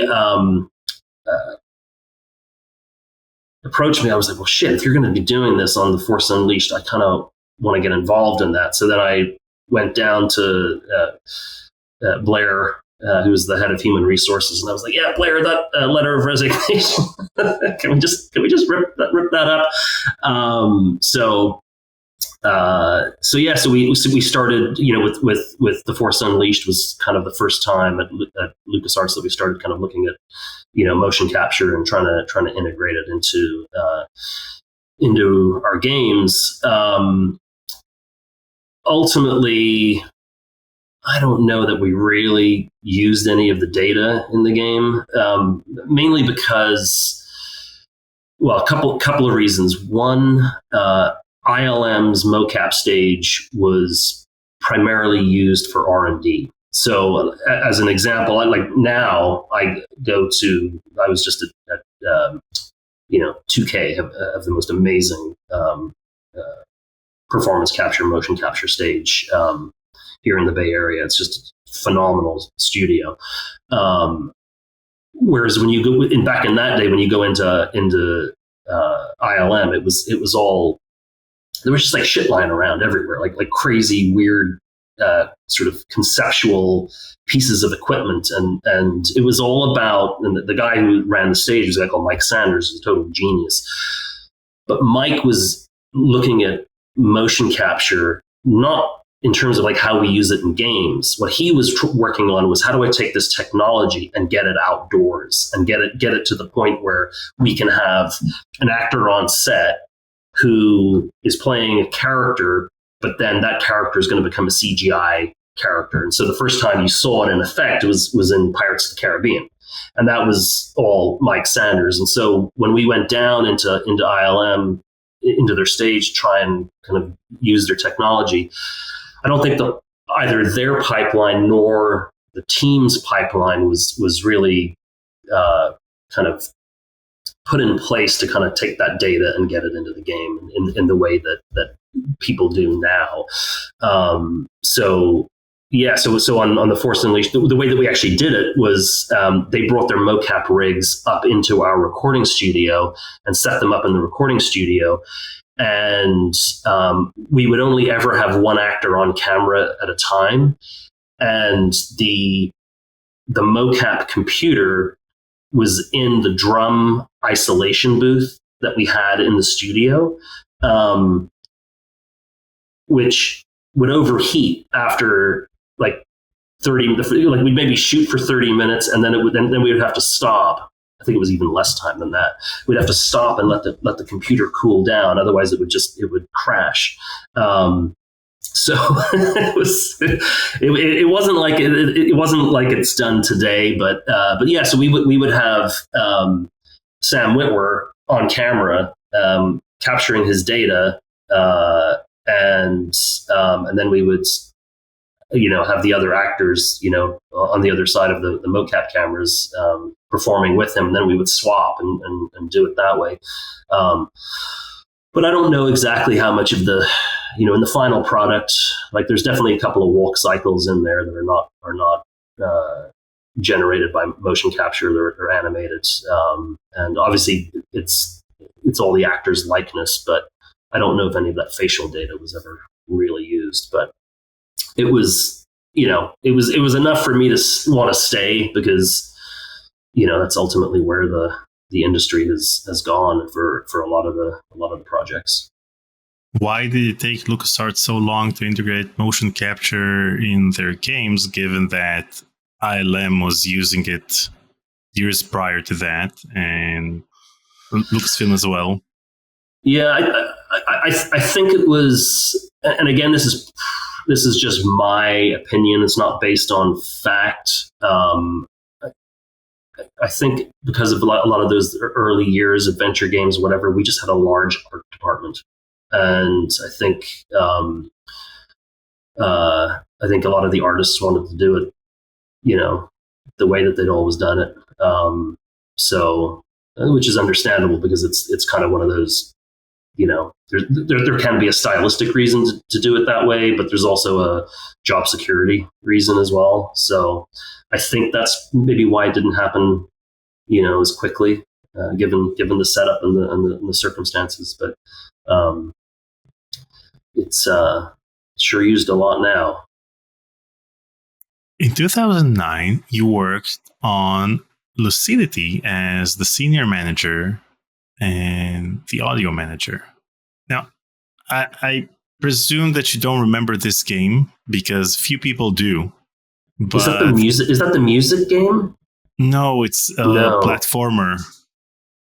Oh, yeah. With a very specific art style that was very non-LucasArtsy, if you ask me, because it felt like an indie game, and that's what I liked about it, because it seemed like the projects LucasArts would work on back in the day, like Pipe Dream and such, where you have a project that's based on one man's vision and a small team. I do. I'm looking at an image of it now. I do remember that was.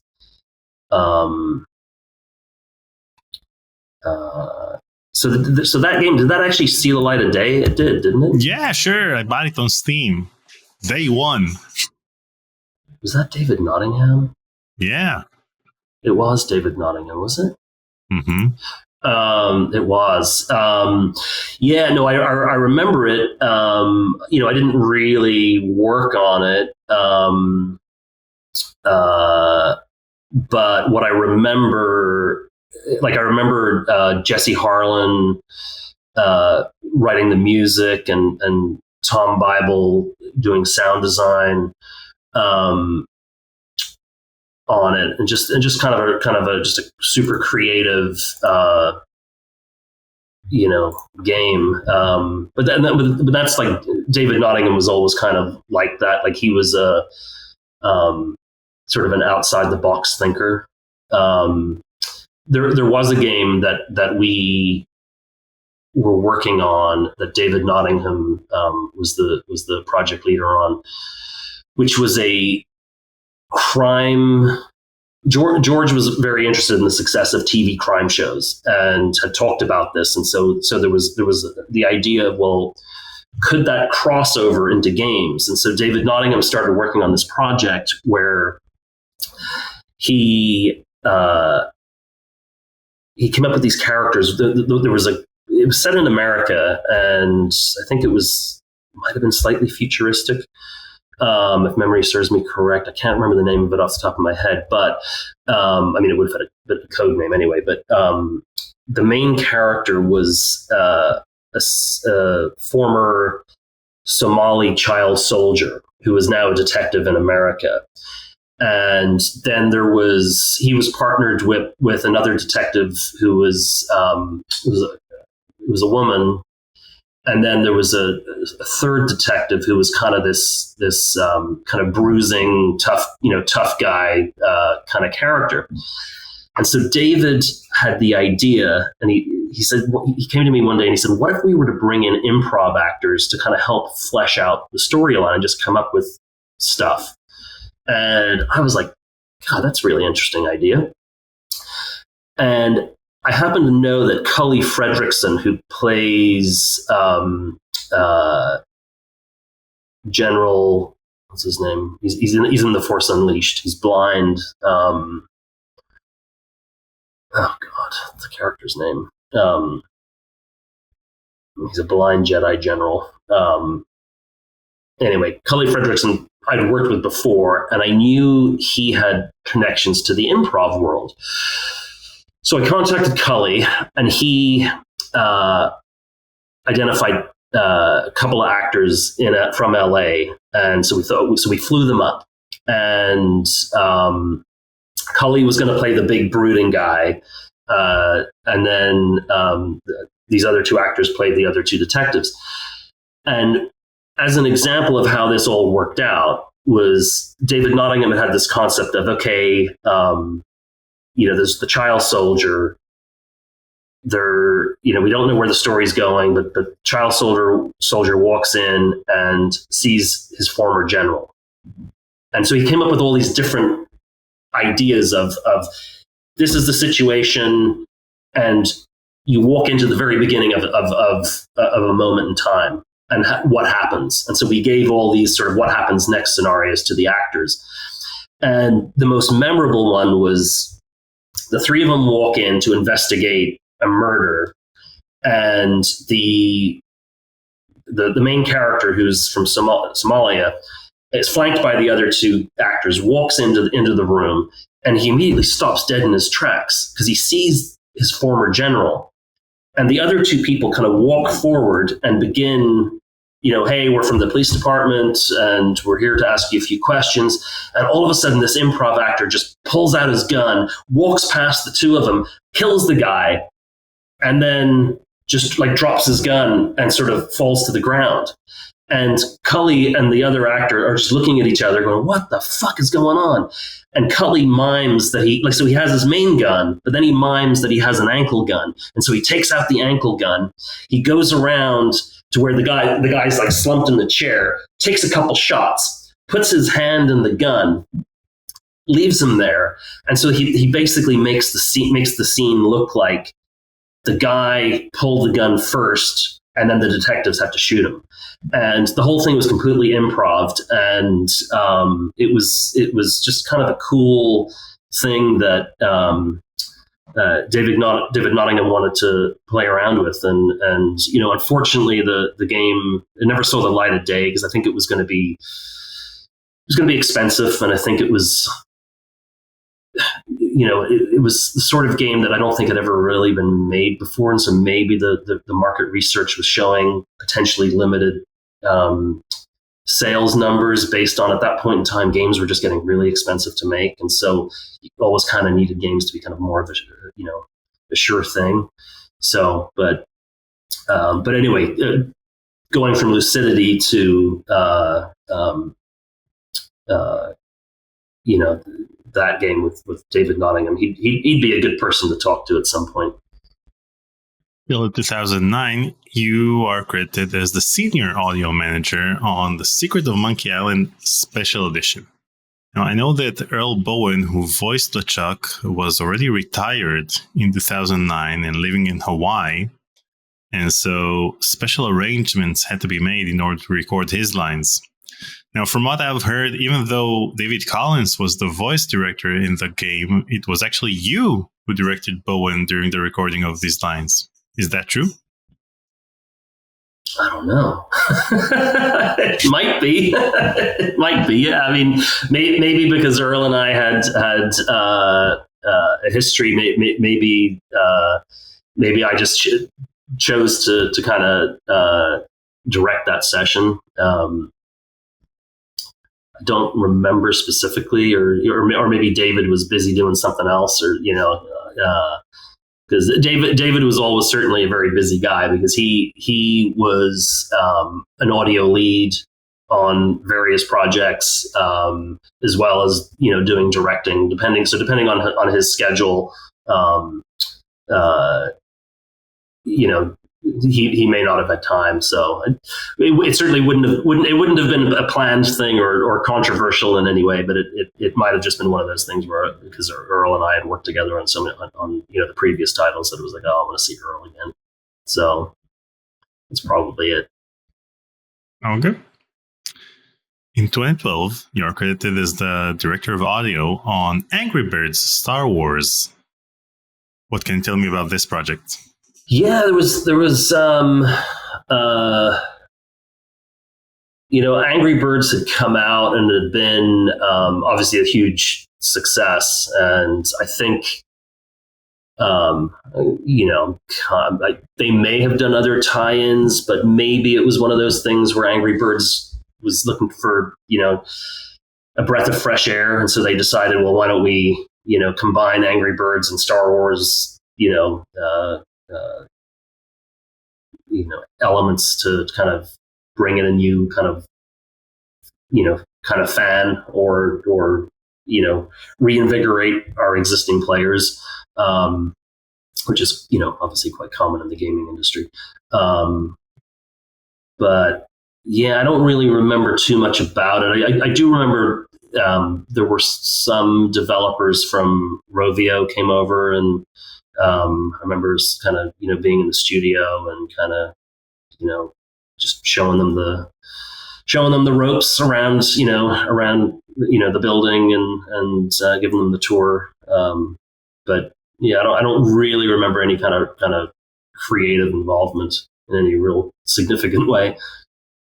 I mean, what does the role of director of audio entail in games in which there is no dialogue, and you have the Star Wars sound effects that you can use? You have a library of sound effects, and you have the established Angry Birds sound effects.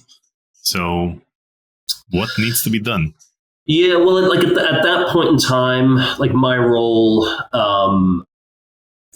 it was really more kind of the head of the department. So it obviously at a certain point, I don't remember exactly what year we did it in, but the sound and music department, 2012, was the sound and music department was a separate department. The voiceover department was separate, and so we kind of brought them together under one roof, which just kind of made a lot more sense because there are there are people on there's sound designers, like maybe at a more junior level, if they're not busy, they could help with dialogue editing, and if there's dialogue editors who are not that busy, maybe they can kind of start getting their feet wet in sound design, and so it just made sense to kind of bring it all together under the one roof, and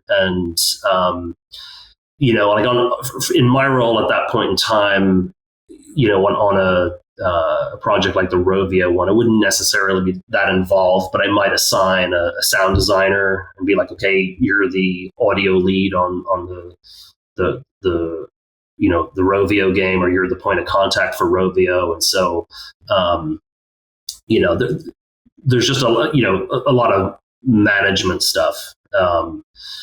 But because I've never really considered myself, like while I may be, the department head or whatever, I always like to kind of keep myself active and working on projects. That's why now I still, I'm just a freelance director now. It's because, the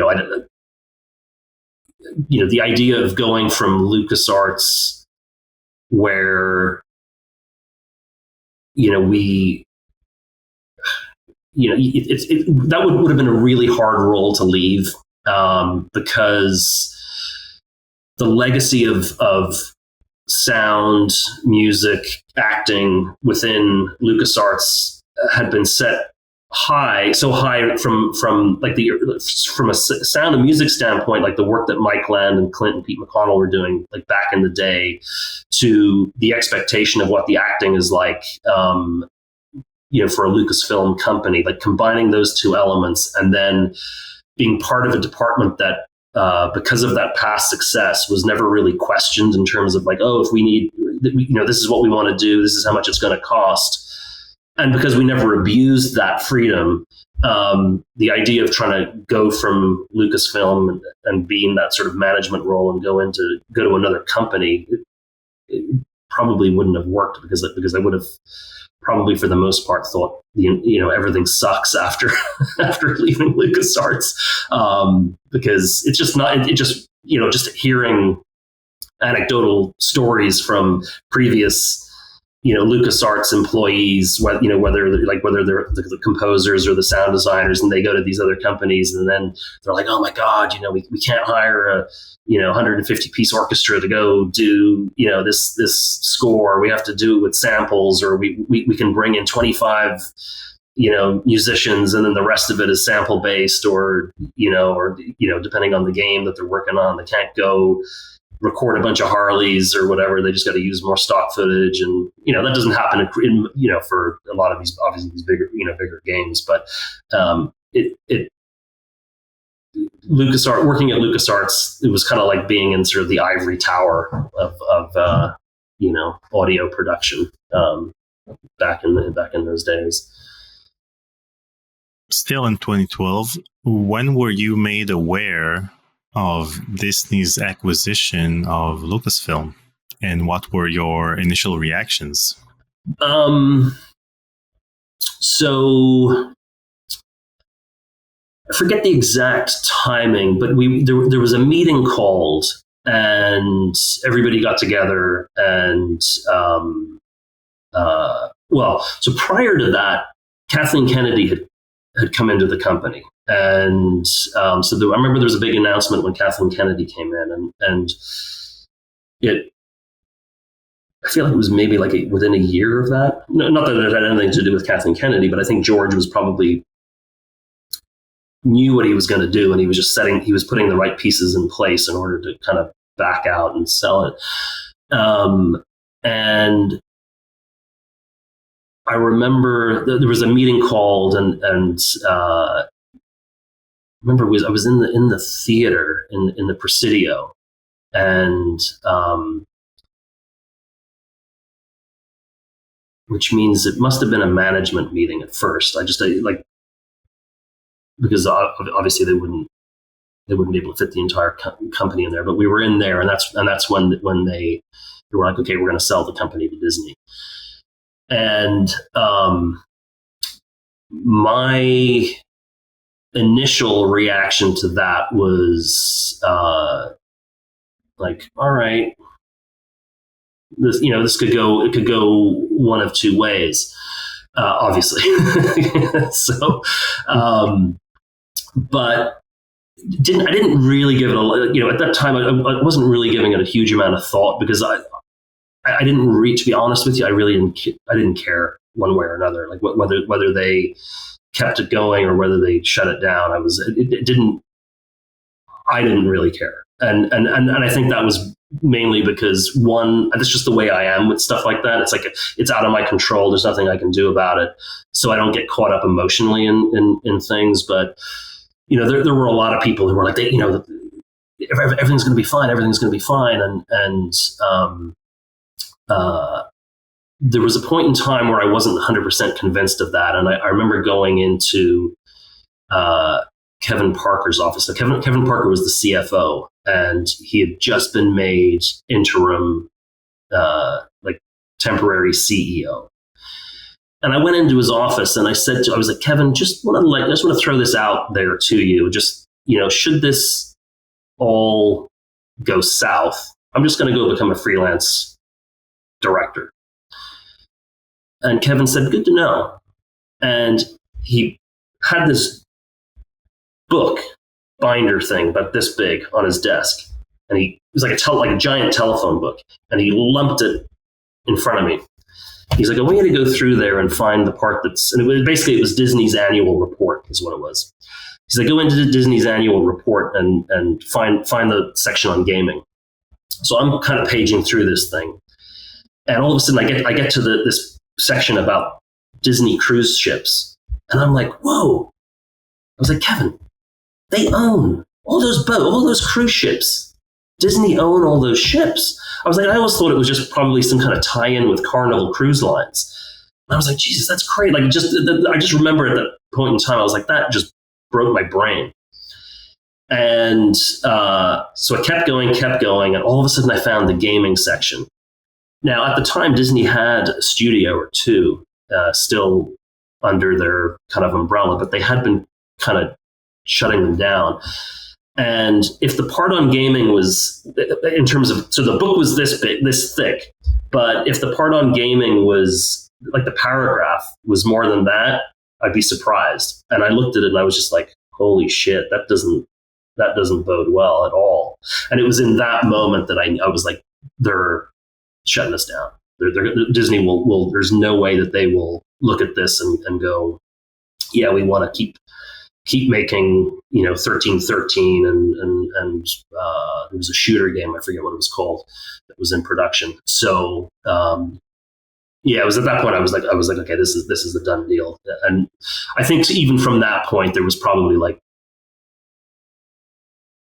5-6 months before it actually came to a close. And there were people, there was, of course there was always the hope. Like I didn't know obviously, but it was like, it doesn't look good at all. So so that was kind of the moment and how that played out, which was unfortunate because LucasArts, in that, I mean, obviously it still exists, but in it was a great iteration of the company. It exists, but it stopped existing as a game development company, and it turned into a legal entity that provides external companies the IPs in order to create games on their behalf. It's not the same. No, it's not. I mean, they do still have a big creative input, though. As an organization, like within games that are in development now, like there's still a heavy involvement with the producers and the writers and the sort of the writing team within the Lucasfilm organization. But not obviously, not in the same way as back in the day. Yeah, but it seems like more of a creative control over the content and less control in terms of gameplay, or LucasArts served as the gold standard for adventure games and for other types of games. But now it's just, okay, here's the game we want to make. This is, these are the boundaries we're willing to go in terms of plot. Go do your thing. Yeah. I think that's probably fair. Did you get to work on 1313? A little bit. The initial casting for the two characters that people have seen, I was working with a casting director, and I went to New York, and I think I auditioned both of them in New York. I think it did. It was Robert Bogue and God, I forgot one guy's name, but yeah. So I went to New York and did some auditions and casting on that, but like with that game, obviously the team worked really, really hard on what they were making, and it looked phenomenal. But I think ultimately though, that was a tough time at LucasArts because there was a cross company collaboration with ILM where ILM we're looking at maybe using game runtime to do effects at a cheaper, in a more economical manner, and then kind of how they could cross over technologies. And so there had been a lot of money spent on R&D, and so by the time I think Disney came in and they looked at 1313 and they were like, okay, well, you've got 10 minutes of gameplay, and how much have you spent? And then they were like, oh shit. You extrapolate that out, and I think they were probably like, okay, well, this game's going to get really expensive, and so it just didn't make sense. And so what did you do after Disney shut down LucasArts?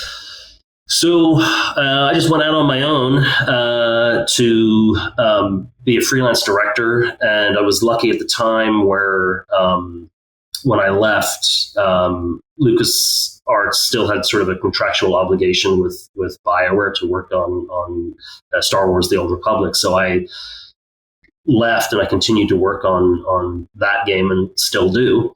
But it was a nice way to leave, because it gave, for the first 6 months or so, I had a project that was kind of keeping me busy, and as I kind of started looking for other work and bringing projects in, and so I was definitely lucky in that regard, and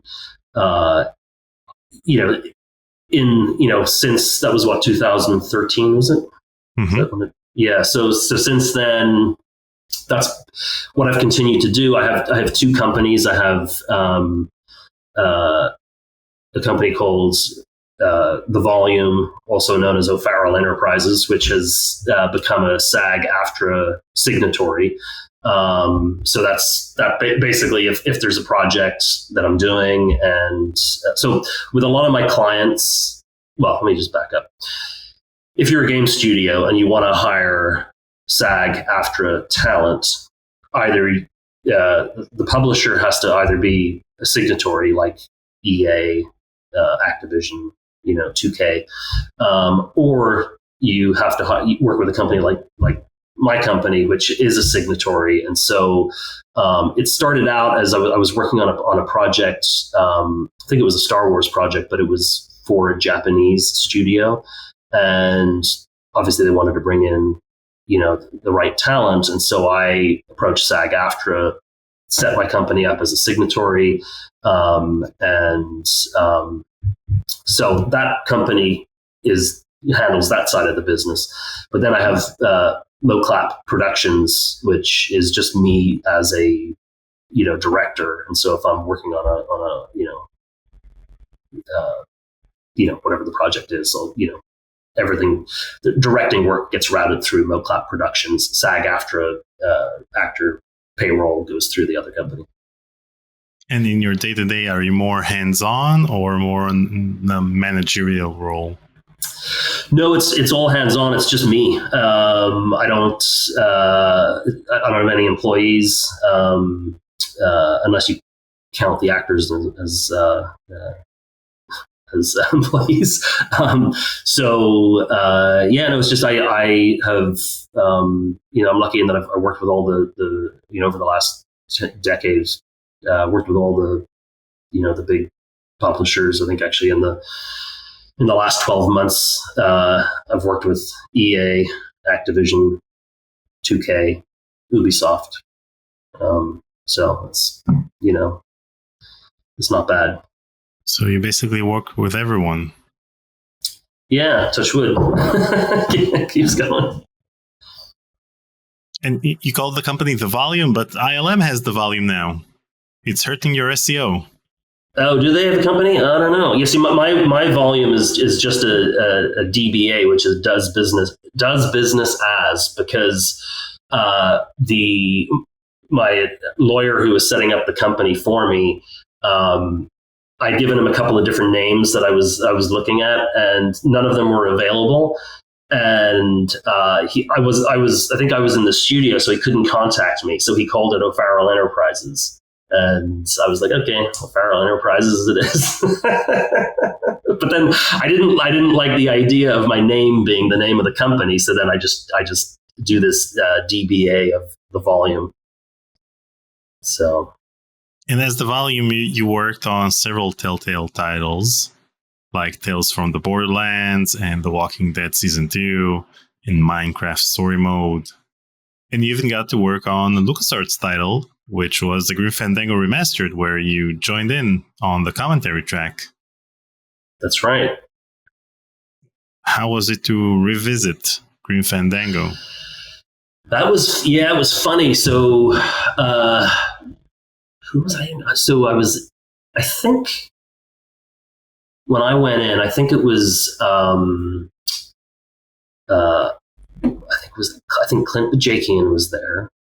Mm-hmm. And I just want to look at some of the names to remind me who was in the room at the time. Brett Mogilevsky. No, you know who it was? It was Leslie Claro. And okay. I think Julian Kwasniewski. And so we started doing the commentary, and I know that I remember we were there all morning, and we all of a sudden, like I think let's say we were supposed to stop at 12. It was 11:45, and we were still on Act One, and we were still all just telling stories about Act One. And I was like, "Shit, we're running out of time." And so then I just started like telling stories about the game that I knew weren't going to come up because we weren't going to get to Act 2 or 3. So it was fun. It was fun to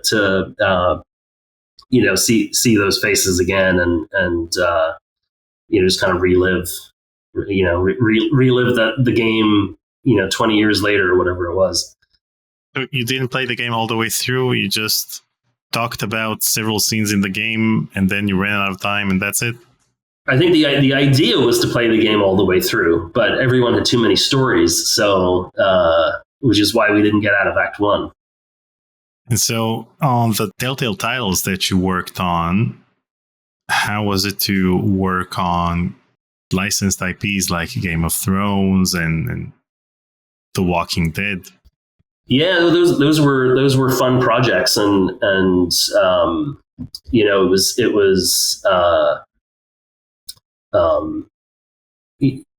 because they obviously felt like adventure. Like when the first one I played one of the episodes of The Walking Dead, which was the first. I hadn't played the game, but knowing that I was going to be working on some of the projects, I sort of sat down and I played the first episode, and I was like, oh wow, it's like it kind of felt like the old school adventure games, but just way more cinematic, and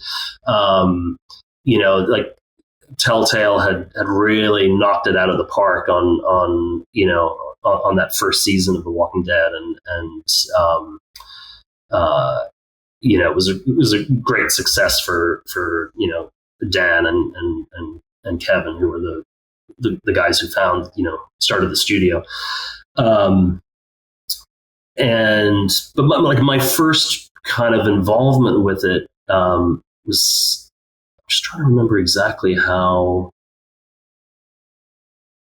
I mean, I came in on Borderlands, and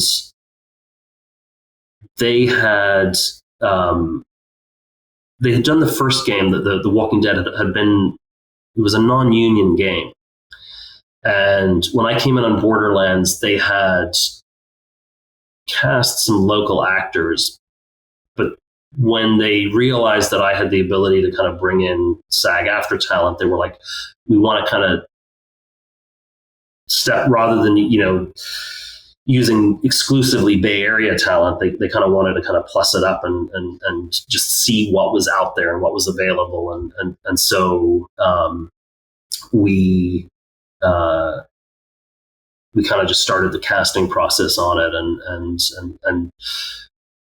starting the work on the first episodes of Borderlands. Then all of a sudden, The Walking Dead were beginning to do season 2, and they were like, wait, we want to kind of do the same thing. And so then I had to negotiate, because they'd already done, I think they were like maybe 3 episodes in on season 2 in terms of like production. Maybe they hadn't all come out yet, but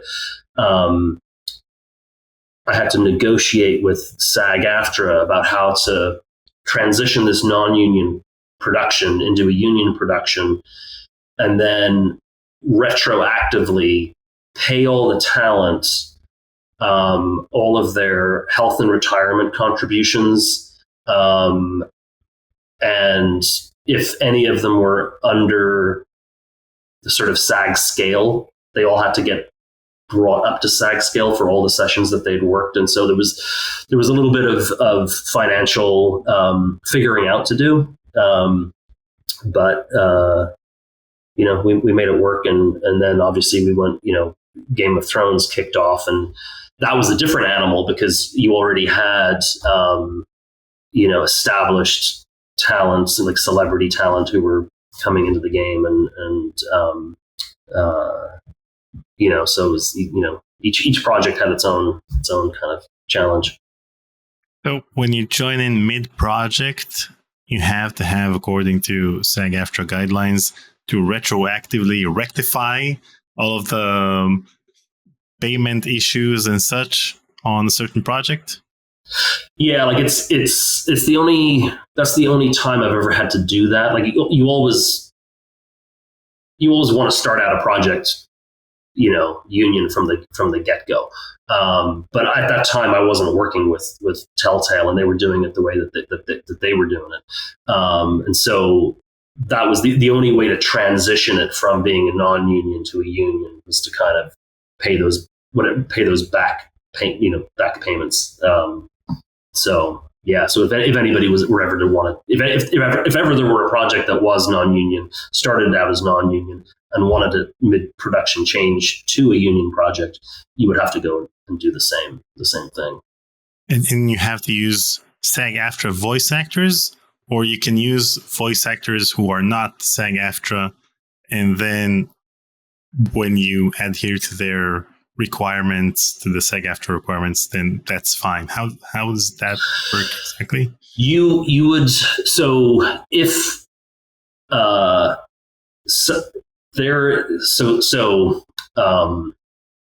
in some cases, I'm not just generalizing here, there are actors who will be a member of the union, but they may need to do non-union work in order to pay the bills. So they'll kind of quietly do the non-union work. Or there might be an actor who's is not a member of the union, doesn't do union work because they're not a member of the union, but they're working on a project that then is going to transition to being in the union. If it's the latter, then you have to go through a process. There's a process called Taft-Hartleying, which is you kind of set the actor up in the union's database. I'm actually going through this process right now with it. There's a project that has an actor who's English, but he's a stage actor who's just landed in New York, is a really good singer and actor, and they just cast him on this role, but he's not a member of the union. So there's paperwork that I have to file where I put all his personal information into it. I explain why we're hiring him. So in this case, it has to do with his acting ability, his accent, and his singing ability. And so the team hasn't been able to find anybody to fill, all three requirements. And then I put in his headshot, his acting resume, and just kind of I fill out the document, sign it, and I have to submit it within a couple of weeks of him working. So that's basically how that works. And then once an actor's been Taft-Hartleyed, if it's on film or television, and I'm assuming it's the same with gaming, is they can work for like 30 days as much as they want, but then after 30 days they have to join on any future project. So then they have to pay SAG-AFTRA dues and whatnot. Interesting. In 2022, you were credited as the voice director on Voodoo Detective. Now, Voodoo Detective is very Monkey Island inspired, and the advertising for the game didn't shy away from mentioning that. And there was even a mini LucasArts reunion with you and Peter McConnell on board. So how was it to work on this game? Yeah, it was great. It was Eric Fulton, who's the guy who started that studio. He, through Pete McConnell, just contacted me, and he talked about his inspiration was the old adventure games, specifically Grim Fandango, and that he wanted to make an indie game, and it was one of those things where when I first started talking to him, I just assumed that the price tag of doing something union would make him run for the hills. And so he, because that's what happens with most people, small independent developers. He gave me the outline of the number of characters and, the sort of the the line counts. And so I kind of, went away and kind of figured out the budget and sent it to him. And at the time I thought there's no way this is going to happen. And he came back and he's like, okay, that was in line with what I thought. And I was like, oh shit. Okay. We're doing, we're doing this. You could have charged more. Yeah. And it was a lot of fun. I mean, it was, those kind of games that, they don't cross my desk that often. And, anymore. And so, it was fun to kind of get back into it and play in that world that Eric and his it's funny. It's the two Erics, because there's Eric Fulton and I want to say Eric Ackerman. Yeah, that's right. That they, the world that they created, and it was really fun. And last year, with SAG-AFTRA strike, the actors and writers strike, how did that affect your work? So it didn't so that was sort of exclusively for the film and television world. It didn't impact games. And so, funnily enough, I'd say like the last 4 years have just been like incredibly busy. So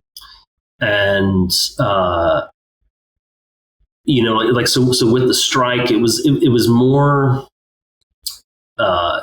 didn't impact me, but what I definitely became apparent in talking to a lot of the actors and talking about streaming services and just how the production cycles the new production cycles have impacted actors in ways that I hadn't really thought of. And so, as an example, I was working on I think it was Call of Duty, and one of the actors that was coming in he'd previously been on a network show, and on the network show he would work pretty much 9 months out of the year, and was on that show for, let's say, 5 years. So for 9 months he'd be getting paid, and then it would sort of die down. Things would die down a little bit, but he'd be able to kind of pick up the odd, voiceover jobs or a guest starring spot on another show in that 3-month period where he wasn't on the when they weren't shooting. And I think on average those network shows would shoot maybe, let's say, 20 episodes a season or something like that. Whereas with a lot of the streaming services, they're doing 8 to 10 episodes. And so all of a sudden now the production cycles I'm working for 4 or 5 months, but then they're committed to that show contractually. And then all of a sudden an opportunity would come along on a new show, but the production cycles would be such that they wouldn't be able to accept it, because if all of a sudden, if the new show runs late, it's going to back end into their contractual obligation for the show that they're on. So it's made things, I think, really challenging for actors in terms of trying to figure out how to, shoot fewer episodes, but then monetize it in a way or free them up in ways that they can get out there and take these other jobs. So it's a real issue for the talent, for sure. During the strike, SAG-AFTRA actors who worked in TV or movies who have also worked on games could work on games? Yeah, because they fall under a different contract. So you can have you could have a film and television strike, but then the actors are still able to work on gaming. They could do commercials. They might be able to do animation depending on if the animation is tied up in the strike. So it's always contract to contract. So right now, the things have been sorted out on the film and television side, but there's a negotiation going on with the gaming industry, and so that's been going on. That should have been resolved some time ago. It still hasn't been. So there's obviously some sticking points. I was reading an article with the he's like the chief negotiator on the SAG-AFTRA side, and based on the article, I think there are still some issues around AI, and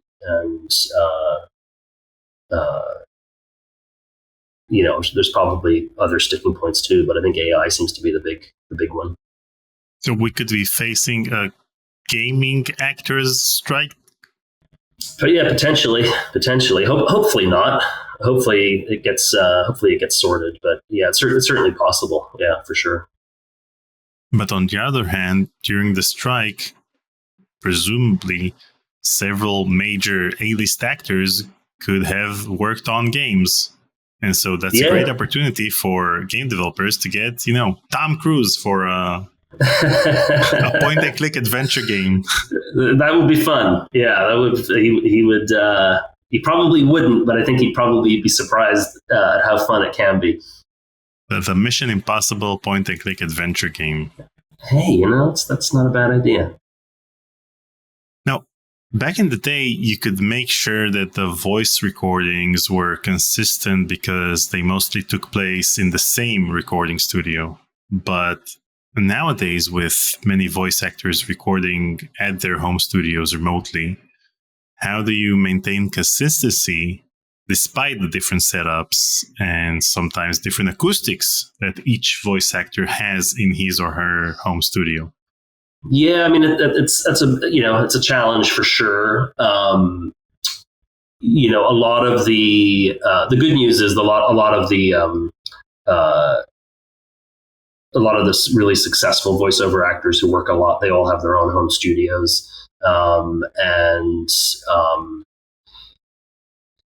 COVID definitely changed that in terms of people who weren't set up. Got themselves set up very quickly.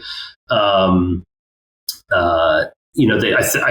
think, and also too, there are some really effective sort of whisper booth products available that I know a lot of the actors have. Some of the actors have built themselves something very specific at home, and then some have installed these whisper booths. But they all tend to kind of use the same equipment, within reason. So they're all generally pretty good.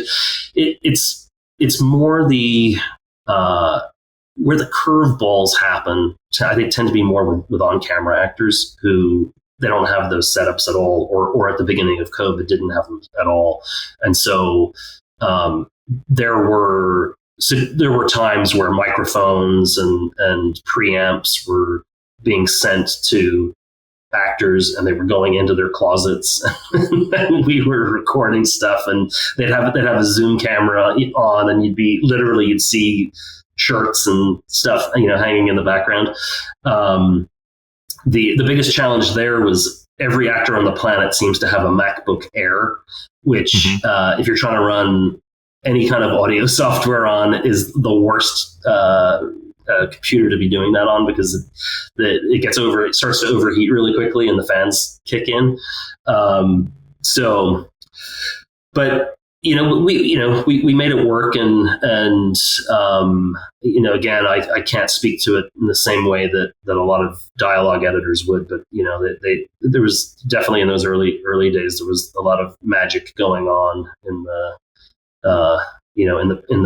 post-production to help balance things out and make it all kind of sound consistent. It's a challenge, though. I just had a session this week where an on-camera actor in England couldn't get into the studio, and there was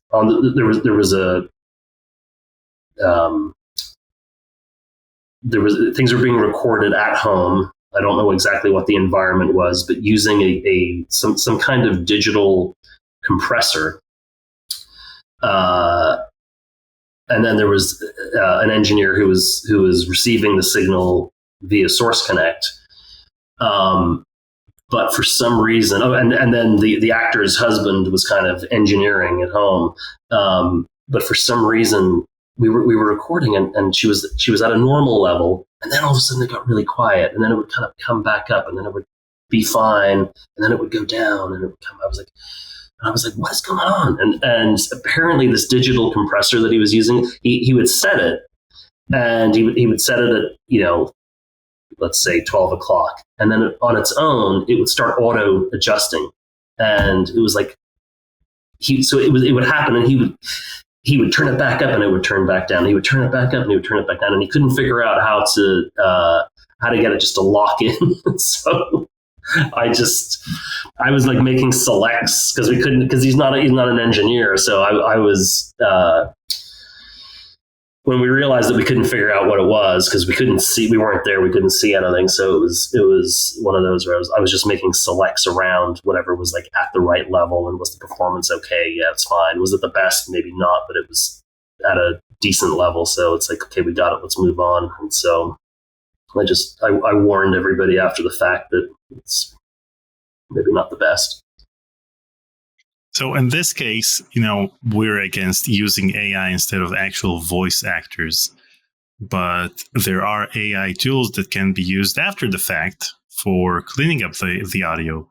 Tools like Adobe Podcast, for example, in which you can record on your smartphone and make it sound as if you recorded it in a studio. So are these types of tools used in the industry, or is it frowned upon as well? Like you'd rather have the actor re-record everything just so that it will come from the actor and not from post-production? So it's funny because this conversation has come up a lot. Not so much in the like the cleaning up process, because I'm not the most technical, so I'm not paying a lot of attention to what people are using to clean things up. But I think there's a lot of actors out there, and they're like, the publishers, they just want to replace this with AI and whatnot. And with my experience, well, let me put it another way. So I mentioned earlier on that in the last, year, I've worked with all the big publishers. Not one of them has had a conversation with me about AI. And but I do have colleagues who work more on the indie side, and that's where I've heard conversations where people, this sort of the lower budget studios are looking at like, well, how can we use AI to voice our games, and there's like tools out there. I forget the name. There's one that I was looking at the other day where they have all these different characters, and you can kind of click and you listen, and it's AI generated VO, and it sounds good, but it's still kind of flat. Like it's if you're not paying it, if it's a character talking in the background and you're not paying attention to it, it probably wouldn't seem out of place. But I don't know where that technology is yet in terms of like delivering drama, or real acting. And as I said, not one of the big publishers has ever. It just doesn't come up. And I think that like when you look at and I'm going to use Call of Duty as an example. When you look at the fidelity of their cinematics and the performance capture technology that they're using, and their facial capture, and the level of acting, the level of writing, the level of cinematics is so high and is so close to film that I think with all of these companies, the real goal is to utilize the actors so that they're like it's like they're an on-camera actor. It's like they're Tom Cruise. What does Tom Cruise do when the next Mission Impossible is coming out? He goes on the Jimmy Kimmel Show. He goes on, the Tonight Show, or whatever. He goes on Good Morning America or whatever. He's out there in person promoting Mission Impossible. Gaming doesn't do that, but gaming is this close away from doing that because the level of visual fidelity and performance is so high that they're going to want to throw those actors out there and go on, we're going to pay for you to go to New York, go on Jimmy, go on whatever that show is, go on, they're going to want them to promote the game. And that's not, you don't get that with AI. And, like all these top developers, they're sitting their actors down, they're doing full on head scans and it's easy for an actor who's worried to go, oh my God, they're trying to steal my likeness. It's like, no, that has happened. I've heard one story about somebody going over to a studio in the Czech Republic and they were going over there for a likeness scan, but it wasn't a game studio. It was a head scan company, and that actor's head scan ended up in Westworld. But that was a head scan company. It wasn't a game company. It wasn't a film company. It was a tech company that had nothing to do with entertainment. But those in the entertainment space, and maybe I'm wrong, maybe I'm naive, but based on what I'm seeing and all the performance capture work that I'm doing, it couldn't be further from the truth. They want actors in there to deliver compelling performances and make the game look as close to a reality as possible. What do you think is important to consider when using celebrity voice actors in games, and what potential drawbacks can arise from relying too much on celebrity talent? Well, I think the challenge with, if you're going to bring a celebrity talent in to do voiceover,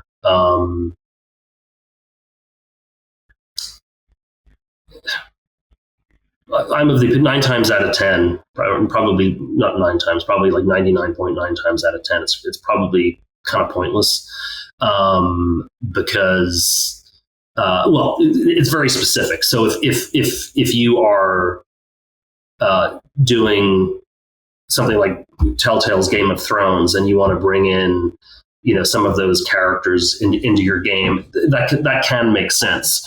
Especially because Game of Thrones was sort of, it was like peak Game of Thrones when that game came out. And so just to make that tie in, it kind of made sense. But if you're making a original IP, if you're bringing in a celebrity, you're doing it because you want to leverage them from a marketing standpoint in some way. And so that may or may not make sense, depending on the project. I think the challenges are some on-camera actors are great at voiceover. Mark Hamill, perfect example. Luke Skywalker, but as a voiceover actor, he's like legendary. There are others who can't do it because there's a disconnect between being on set and being able to act in the moment to being stuck in front of a microphone. And I'll give you a good example. Just to go back to Grim Fandango. There's I forget the name of the character, but he's a union leader. He's a bee in the game, and there's a sort of a union rally, and the actor was his name's Raphael Sparge, and Raphael was an on-camera actor and really hadn't done any voiceover prior. He's gone on since then, I think, to do a bunch of it, but back in 98 or whatever it was, he came in and he's addressing the crowd. And the scene goes something like this: "You tell the fat cats of industry," and he's like, blah, blah, blah, blah, blah, blah, blah. So we start rolling, and he starts literally addressing the crowd. He's talking down the microphone. He turns to his left. He turns to his right. But he keeps going off microphone in the scene. And so, but the performance was great. And so at the end of it, I was like, Raphael, because you were playing to the crowd, you kind of kept going off microphone. He's like, I need you to stay straight on the microphone. He's like, oh, okay. So we do a second take, and his energy just comes way down. And it was, I'd already fallen in love with the performance from the first take, but I was like, shit, how do we record that, but get him back up to, get his energy back up, keep him on mic? And so the engineer was a guy called Ernie Sheasley. He was like, wait, hold on, I'll be right back. So Ernie gets up, he goes in, he grabs a couple more microphones, and he puts 3 microphones in front of Raphael. And so all of a sudden, Raphael is like, doing his fat cat of industry speech, playing to the crowd, and his energy's back up. And so, long-winded way of saying that when you bring in an on-camera actor, you kind of don't know what you're getting, because they may not be used to that kind of acting. They could be, as I said, they could be Mark Hamill, they could be great, or they could come in and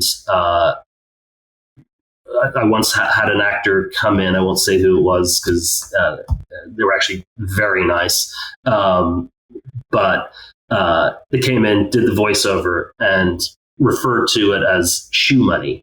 So she was coming in to do a gaming session, do the VO, and it was shoe money. And so it was one of those where she was fine, but not invested in it the way that a voiceover actor might. Like a voiceover actor might come in and be like, oh shit, this is a great role. I really want to be in this game. And the payment that they're getting to them might not be shoe money, but to the celebrity, it's like I may dial it in, and not be invested. Now, most of the time that is not the case, but it's just one of those things where if you're asking what are the challenges with celebrity talent, that's kind of one of them that you have to be ready for.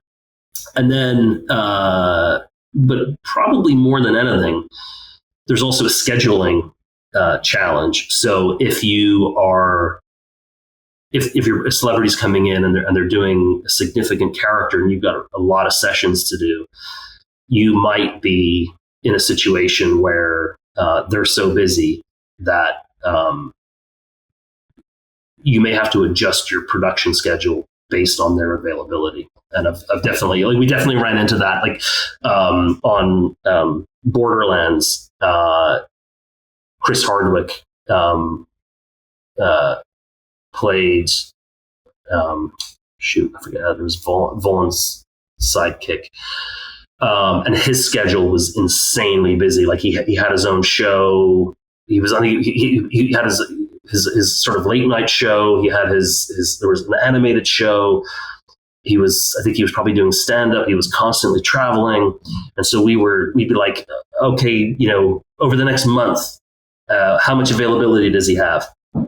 And his assistant would come back and be like, well, I might be able to get you 2 hours 4 weeks from now, and then another 2 hours 5 weeks from now. And you'd be like, oh my Lord. And so that's one of those things where it can be a real challenge for sure. Now, speaking of celebrity talent, I always wondered what incentive celebrities in the 90s had to join a computer game production, either FMV games and they were the actors in that FMV game, or as voice actors. Because back in the 90s, computer games were still a niche thing. Not everyone had a powerful enough computer to run these games. So how are so many people on board? So many famous people on board with joining computer games? You had Christopher Walken in Ripper. You had Mark Hamill in Full Throttle, and you had Robert Patrick in The Dig. And so what was their incentive? It couldn't have been money, because I presume that budgets weren't as big as they were used to in the movies they were part of. Yeah, I mean, I think it depends on, sometimes it is money, depending on what they're getting, because it could be, while it may not be a lot of money over the course of their year, it may be like, okay, I'm going in for 2 hours and they're going to pay me, 10 grand for 2 hours or whatever the case may be. So they may be like, yeah, I'll do that. I think in Mark Hamill's case, when he was doing Wing Commander, I think he looked at that and it was like, it's innovative, it's on camera, it's something, it's new, so why not kind of get involved and see where it goes. And certainly curiosity in some cases would be part of it. But I think also too, the one thing about actors is that, and this might be the biggest reason of all, like when you talk to actors, almost all of them start out their careers broke and they don't know where the next job is coming from. They are auditioning a bunch and all of a sudden they're not getting the role. And then they do get the role and now they're famous, but maybe that show's coming to an end. And yes, they will hope, okay, well, hopefully there's interest on these other projects or other film projects or whatever, but they're not locked in yet. And then all of a sudden the game company comes around and was like, hey, we want to pay you some decent money for 4 hours of work. There'll be, I think for a lot of them, there's the concern of, am I going to work again? I had a session this morning with an actor who lives in Toronto, who she's had a very, successful kind of on camera career. And when I was working with her this morning, I was like, oh, you've been busy? And she's like, no, not really. She's like, I keep, she's like, lately I've been reading for all of these parts, been meeting with the producers. So there's one thing we're reading. And then there's another thing where you're meeting with the producers. And so she's like, I've been meeting with the producers, but then I miss out on the role because they hire somebody who's more famous. And she's like the backup plan. So it's like, okay, well, if the deal doesn't go through, then we're going to hire her. And so for actors, there's a lot of that in their world.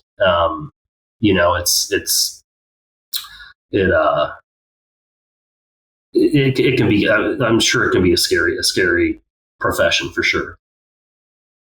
Now, before we conclude our conversation, one last question from me.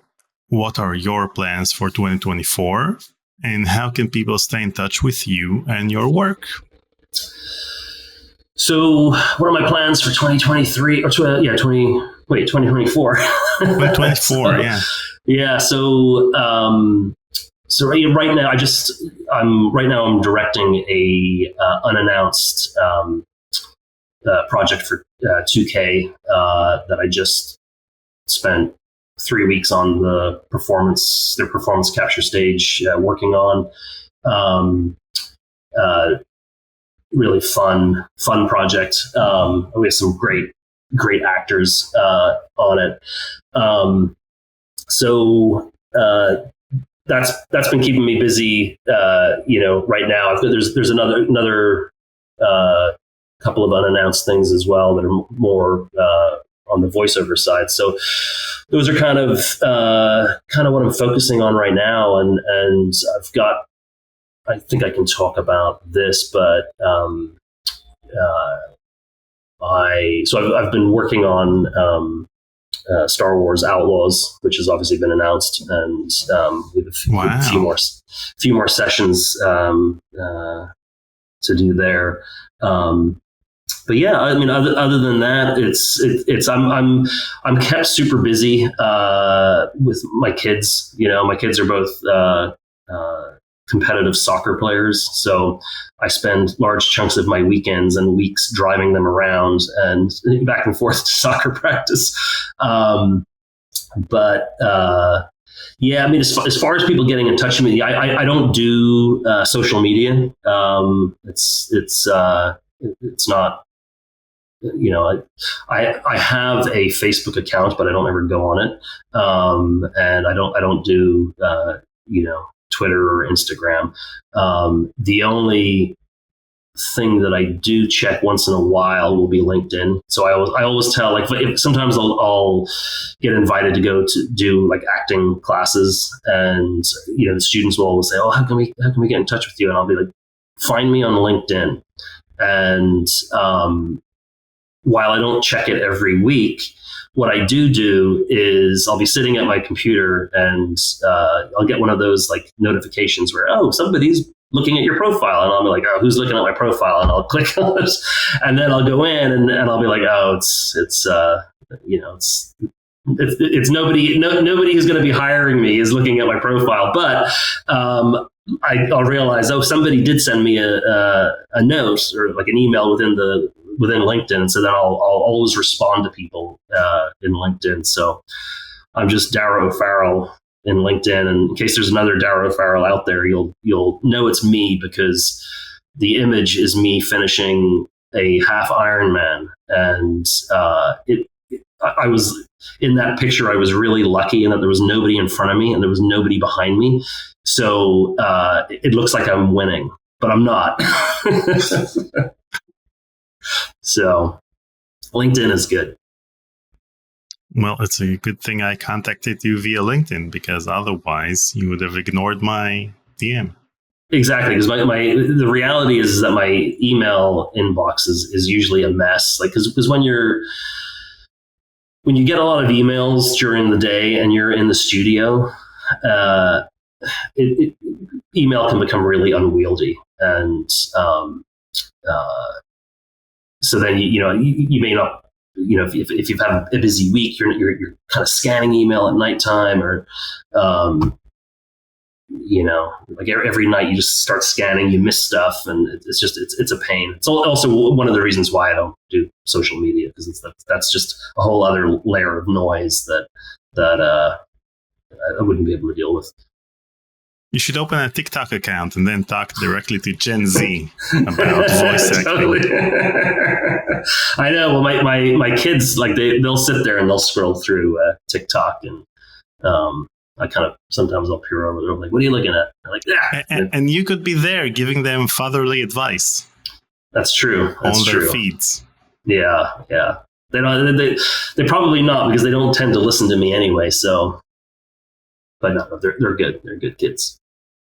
Well, Darragh, thank you so much for joining me for a conversation today, and thank you for being so generous with your time. It's been real fun talking to you today.